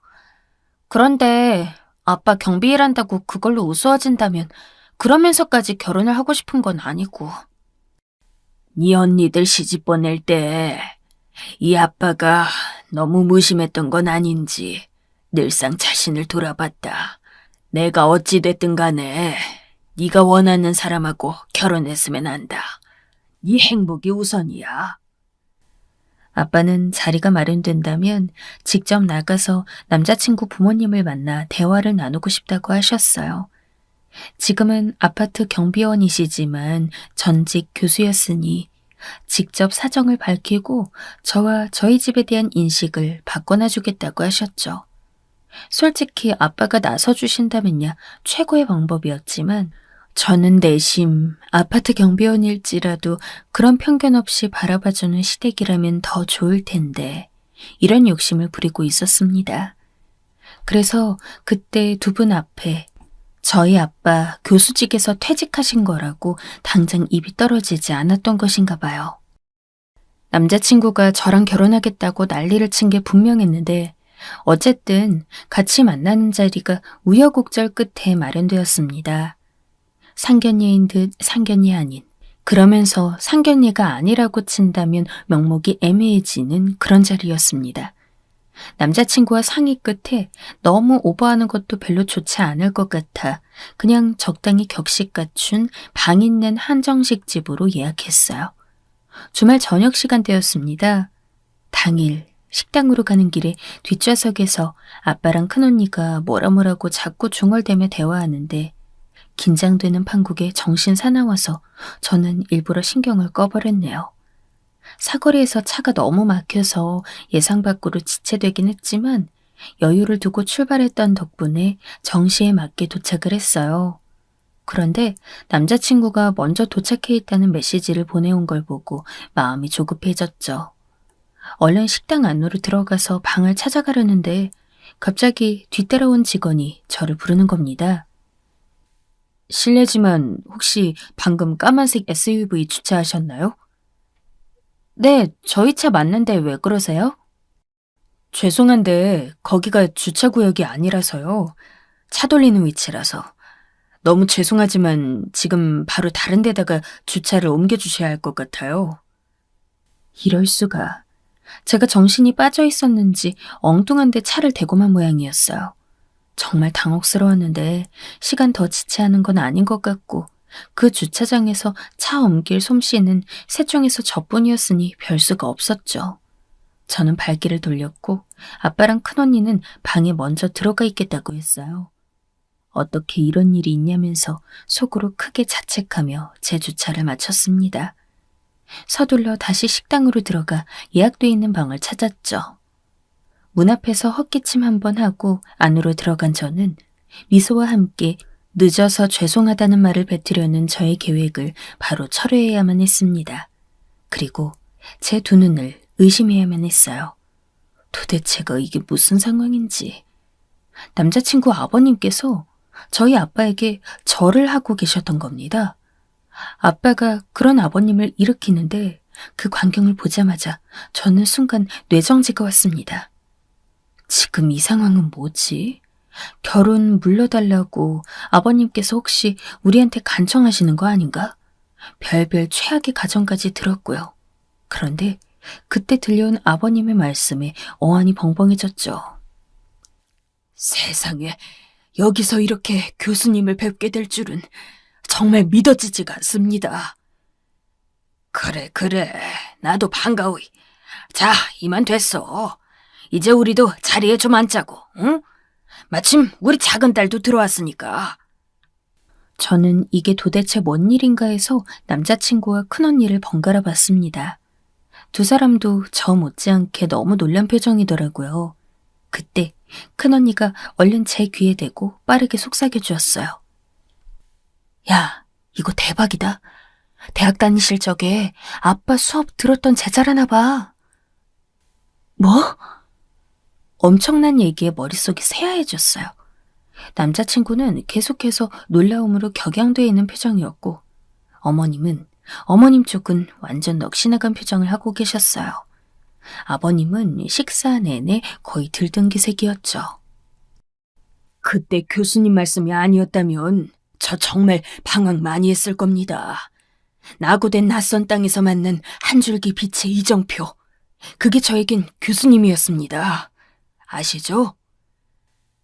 뭘 자꾸 죽여 세우나? 그걸 가슴속으로 받아들여 새긴 것은 본인이었지. 귀가 열려 있지 않으면 백날 고함쳐봐야 닿지 않기 마련. 그러니 자네가 필히 자세가 되어 있었단 얘기네. 이미 훌륭한 청년이었어. 그때 분명히 따님만 두 분 계시다고 그리 들었던 기억이 얼핏 스치는데 그 후로 얻으신 막내 따님이 저희 집안 며느리로 인연의 문을 다시 두드리다뇨. 교수님 따님이신 줄 알았다면 제가 진작... 아휴, 정말 죄인입니다. 민망하고 얼굴 화끈거려서 지금 교수님을 똑바로 뵙기 죄송스럽습니다. 우리 딸애가 말을 안 했으니 몰랐지. 그걸 두고 어찌 죄송하다 그래? 아빠와 아버님 두 분이서 놀라운 회오의 창을 펼치고 있는 와중 제가 며느리로 확정되고 결혼이 성사되었음은 이미 전제로 깔고 말씀들을 나누시더군요. 너무 황당한데 자꾸 웃음이 나서 입꼬리를 조절해가며 밥을 먹었습니다. 남자친구도 할 말 잔뜩 쌓였지만 즐겁게 억누르는 표정을 하고선 저에게 자꾸 눈짓을 보냈어요. 어찌됐든 해피엔딩이라 이거였죠. 교수님, 제가 한 잔 올리겠습니다. 이렇게 세월이 흘러서야 술 한 잔을 올려보게 됐습니다. 받아주십시오. 내가 다 늙어서 건강관리한답시고 술 문제는 조신하게 삼가고 있는데 말이야. 이러면 거절할 도리가 없으니 쓰나. 약주라 생각하고 한 잔 달게 마셔야지. 큰언니와 어머님도 말씀하고 싶은 게 많은지 입술을 옴짝달싹했지만 실상 발언은 많이 안 하셨어요. 저희 아빠와 아버님이 워낙 감동적인 순간을 만끽하고 계셔서 말이죠. 나머지 네 사람끼리는 적당한 소소한 대화나 주고받은 정도였습니다. 대학 교수와 대학생 관계였던 두 분이 어쩜 이런 자리에서 제외할 수 있는가? 네 사람의 머릿속에는 이런 생각뿐이었으면 자명했습니다. 그렇게 놀라움 가득한 식사 자리는 감격 속에 마무리되었어요. 저희 아빠가 아버님께 악수를 청하며 잘 들어가라고 인사를 하셨는데 내밀어진 손을 보며 아버님께서 굉장히 감동받은 표정이 되는 거예요. 아빠와 열렬히 악수하며 아버님께서는 곧 다시 뵙겠다고 힘주어 말씀을 하셨죠. 집으로 가는 차 안 얼마나 궁금증이 쏟아져 내렸는지요. 그런데 아빠가 찬찬히 기억을 뜯어보고 정리하고 싶다고 혼자 생각할 시간을 달라고 하셨어요. 입가에 은근한 미소가 걸리는 것으로 보건대 좋은 과거를 회상하고 계신 게 분명했습니다. 나중에 조합을 해본 결과 아빠와 아버님의 인연은 이러했습니다. 죽어라 공부해서 들어온 대학교, 집안의 기대와 지원을 아낌없이 받고 있었건만 아버님의 마음은 늘 붕 떠 있었습니다. 대학 공부가 맞지 않았던 거예요. 게다가 군대에서 다쳤었는데 바로 적절한 치료를 못 받으셨습니다. 전역 후 한참 지나서야 수술을 하게 되는 바람에 그때는 상태가 악화되어 있어 아주 큰 수술이 되었고 돈과 시간을 많이 쓰게 되셨죠. 사람 먼저 살고 봐야 한다고 치료비에 돈을 쏟고 나니 집안의 돈은 탕진된 후였습니다. 학교의 고학번 형들을 보면서 운이 좋아야 제때 졸업 못하고 저렇게 화석이 되겠구나 생각을 하셨죠.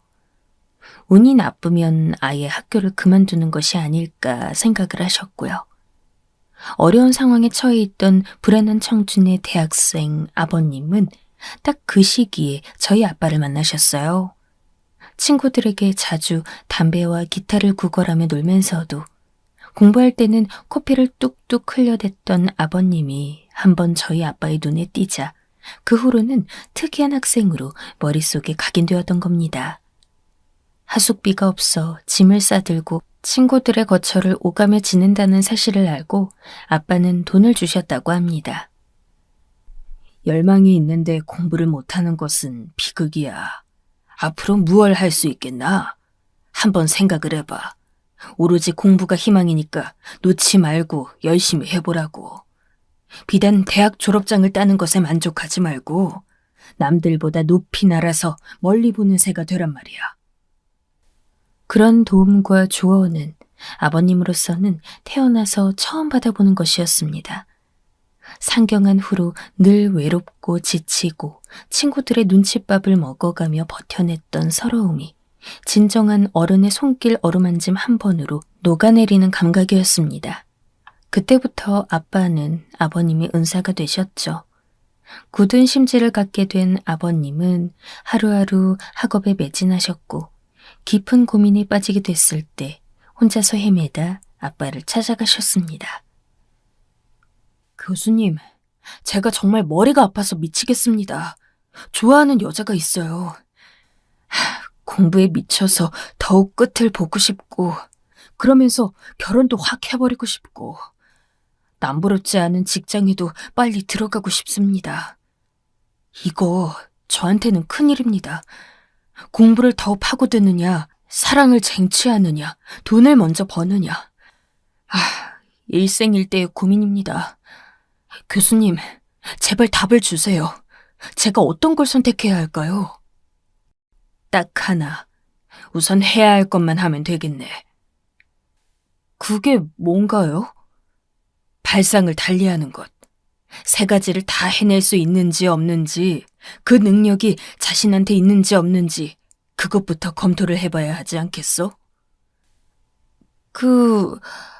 하려면야 그냥 하겠지만요. 그러면 해봐. 힘 닿는 데까지. 사나이로 태어났으면 한계까지 부딪혀봐야 하지. 안 그래? 이리저리 재지 말고 다 해봐. 여자한테 온 순정을 다 줘버리고 공부를 계속하면서 이걸 바로 놓을 만큼 매력적인 일자리가 있는지 찾아봐. 모든 일에 최선을 다해보라고. 힘들어도 어째. 끼케야 피똥밖에 더 싸겠어? 확 덤벼들어. 네. 한번 해보겠습니다. 욕심내서 다 덤벼들어 보겠습니다, 교수님. 그리고 아버님께서는 당시 좋아하던 여자를 놓치고 싶지 않아서 끈질기게 들이대셨고 아이가 생겨서 살림을 차리셨습니다. 결혼식은 아이 태어나고 난 뒤에 하셨고요. 취직한 후로도 공부를 놓지 않으셨고 이러한 학구열과 성실함을 바탕으로 점점 더 좋은 곳으로 이직을 하셨다고 합니다. 살면서 뭘 할 수 있을까, 뭘 해야 할까 이런 생각이 드는 순간이 올 때마다 아버님께서는 대학 재학 시절 저희 아빠로부터 들었던 말씀을 가슴에 새기셨다고 합니다. 대학 졸업하고 나서 아빠에게 소식 전하고 감사 인사를 드렸던 게 서너 차례 되었대요. 그 후로는 세월이 많이 지나면서 많은 것이 빛을 발해갔던 것이었죠. 교수와 제자였다고는 하나 서로를 기억할 뿐더러 단박에 알아봤다는 게 유별나다고 생각했는데 이런 전말이 있던 거였어요. 사실 아빠는 남자친구 부모님을 식당에서 딱 뵌 순간 아는 사람이라고는 전혀 생각 못 하셨다고 합니다. 그런데 아버님 쪽에서 아빠를 알아보시고 인사를 해오니까 번뜩 머릿속에서 스치는 과거가 있었대요. 그리고 기억을 되새김질하면서 점점 더 선명해졌던 것이죠. 완전히 상상 외의 전개를 맞은 저희 커플의 결혼 행배는 이제 빠른 질주를 하게 되었는데요. 혹시 항해에 남은 걸림돌, 암초라고 한다면 바로 어머님 쪽이 남아 있었습니다.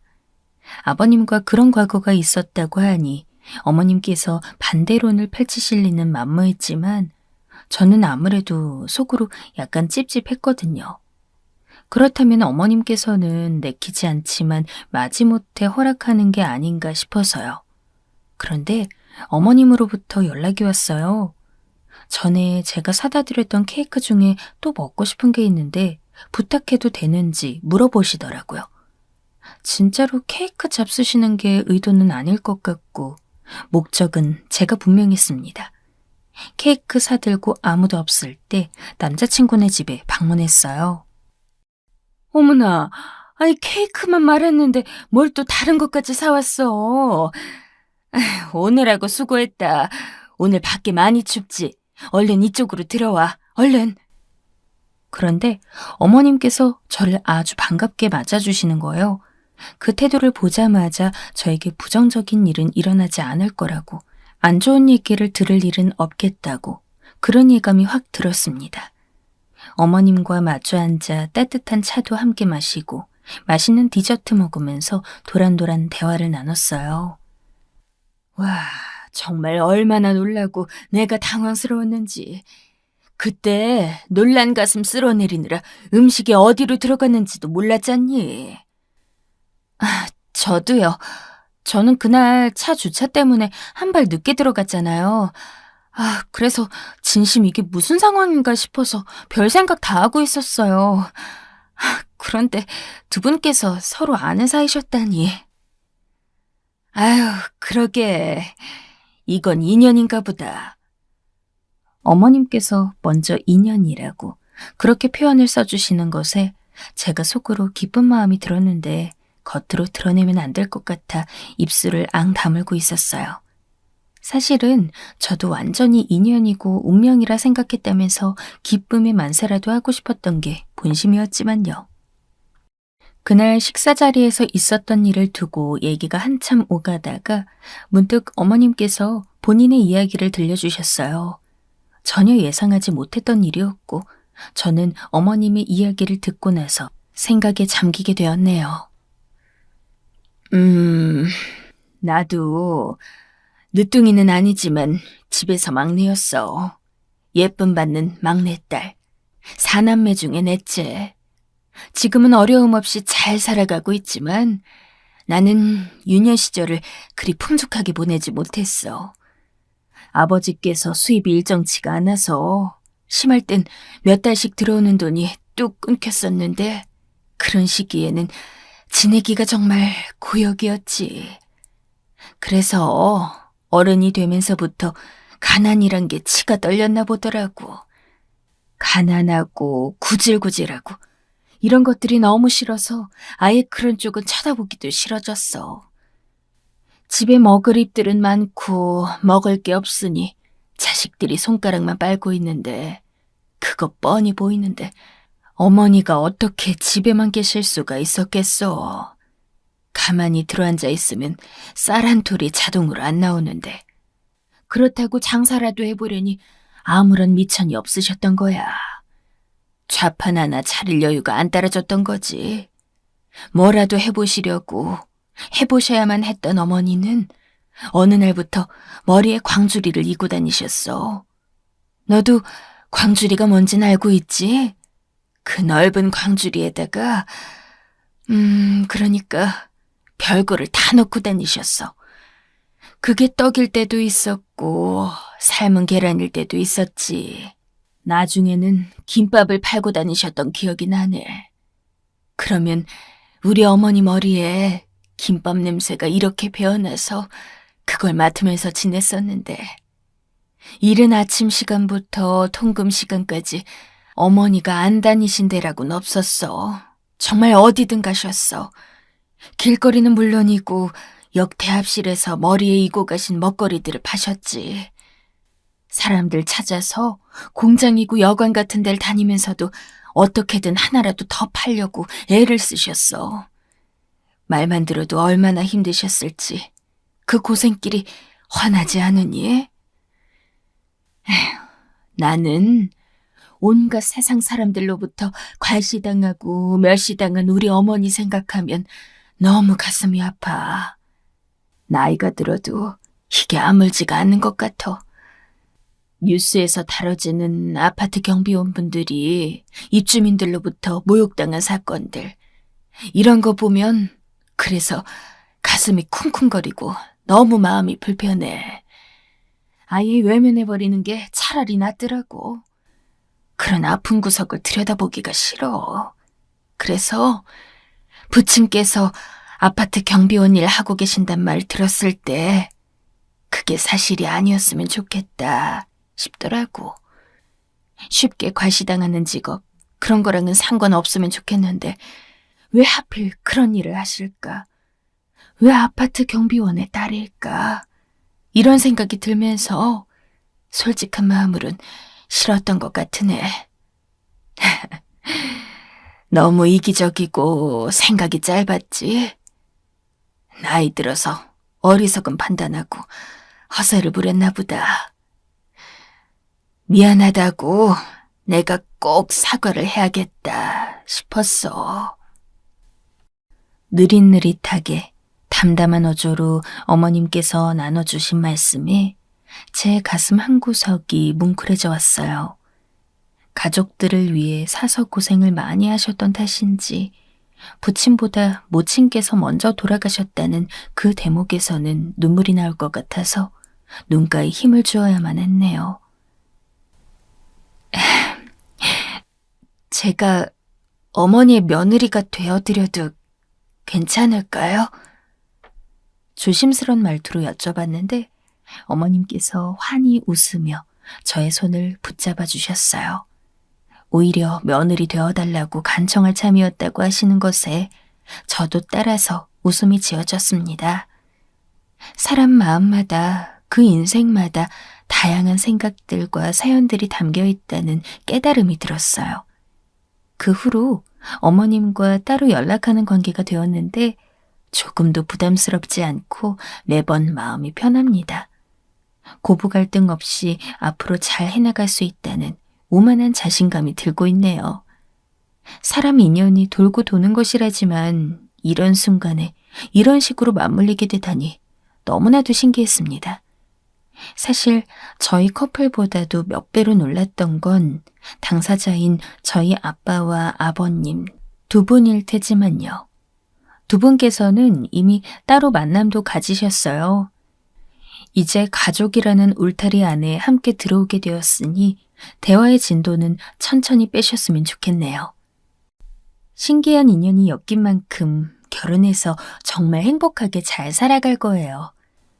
먼저 천국에 가 계신 저희 엄마도 저를 지켜보고 계실 테니 더욱 그래야죠.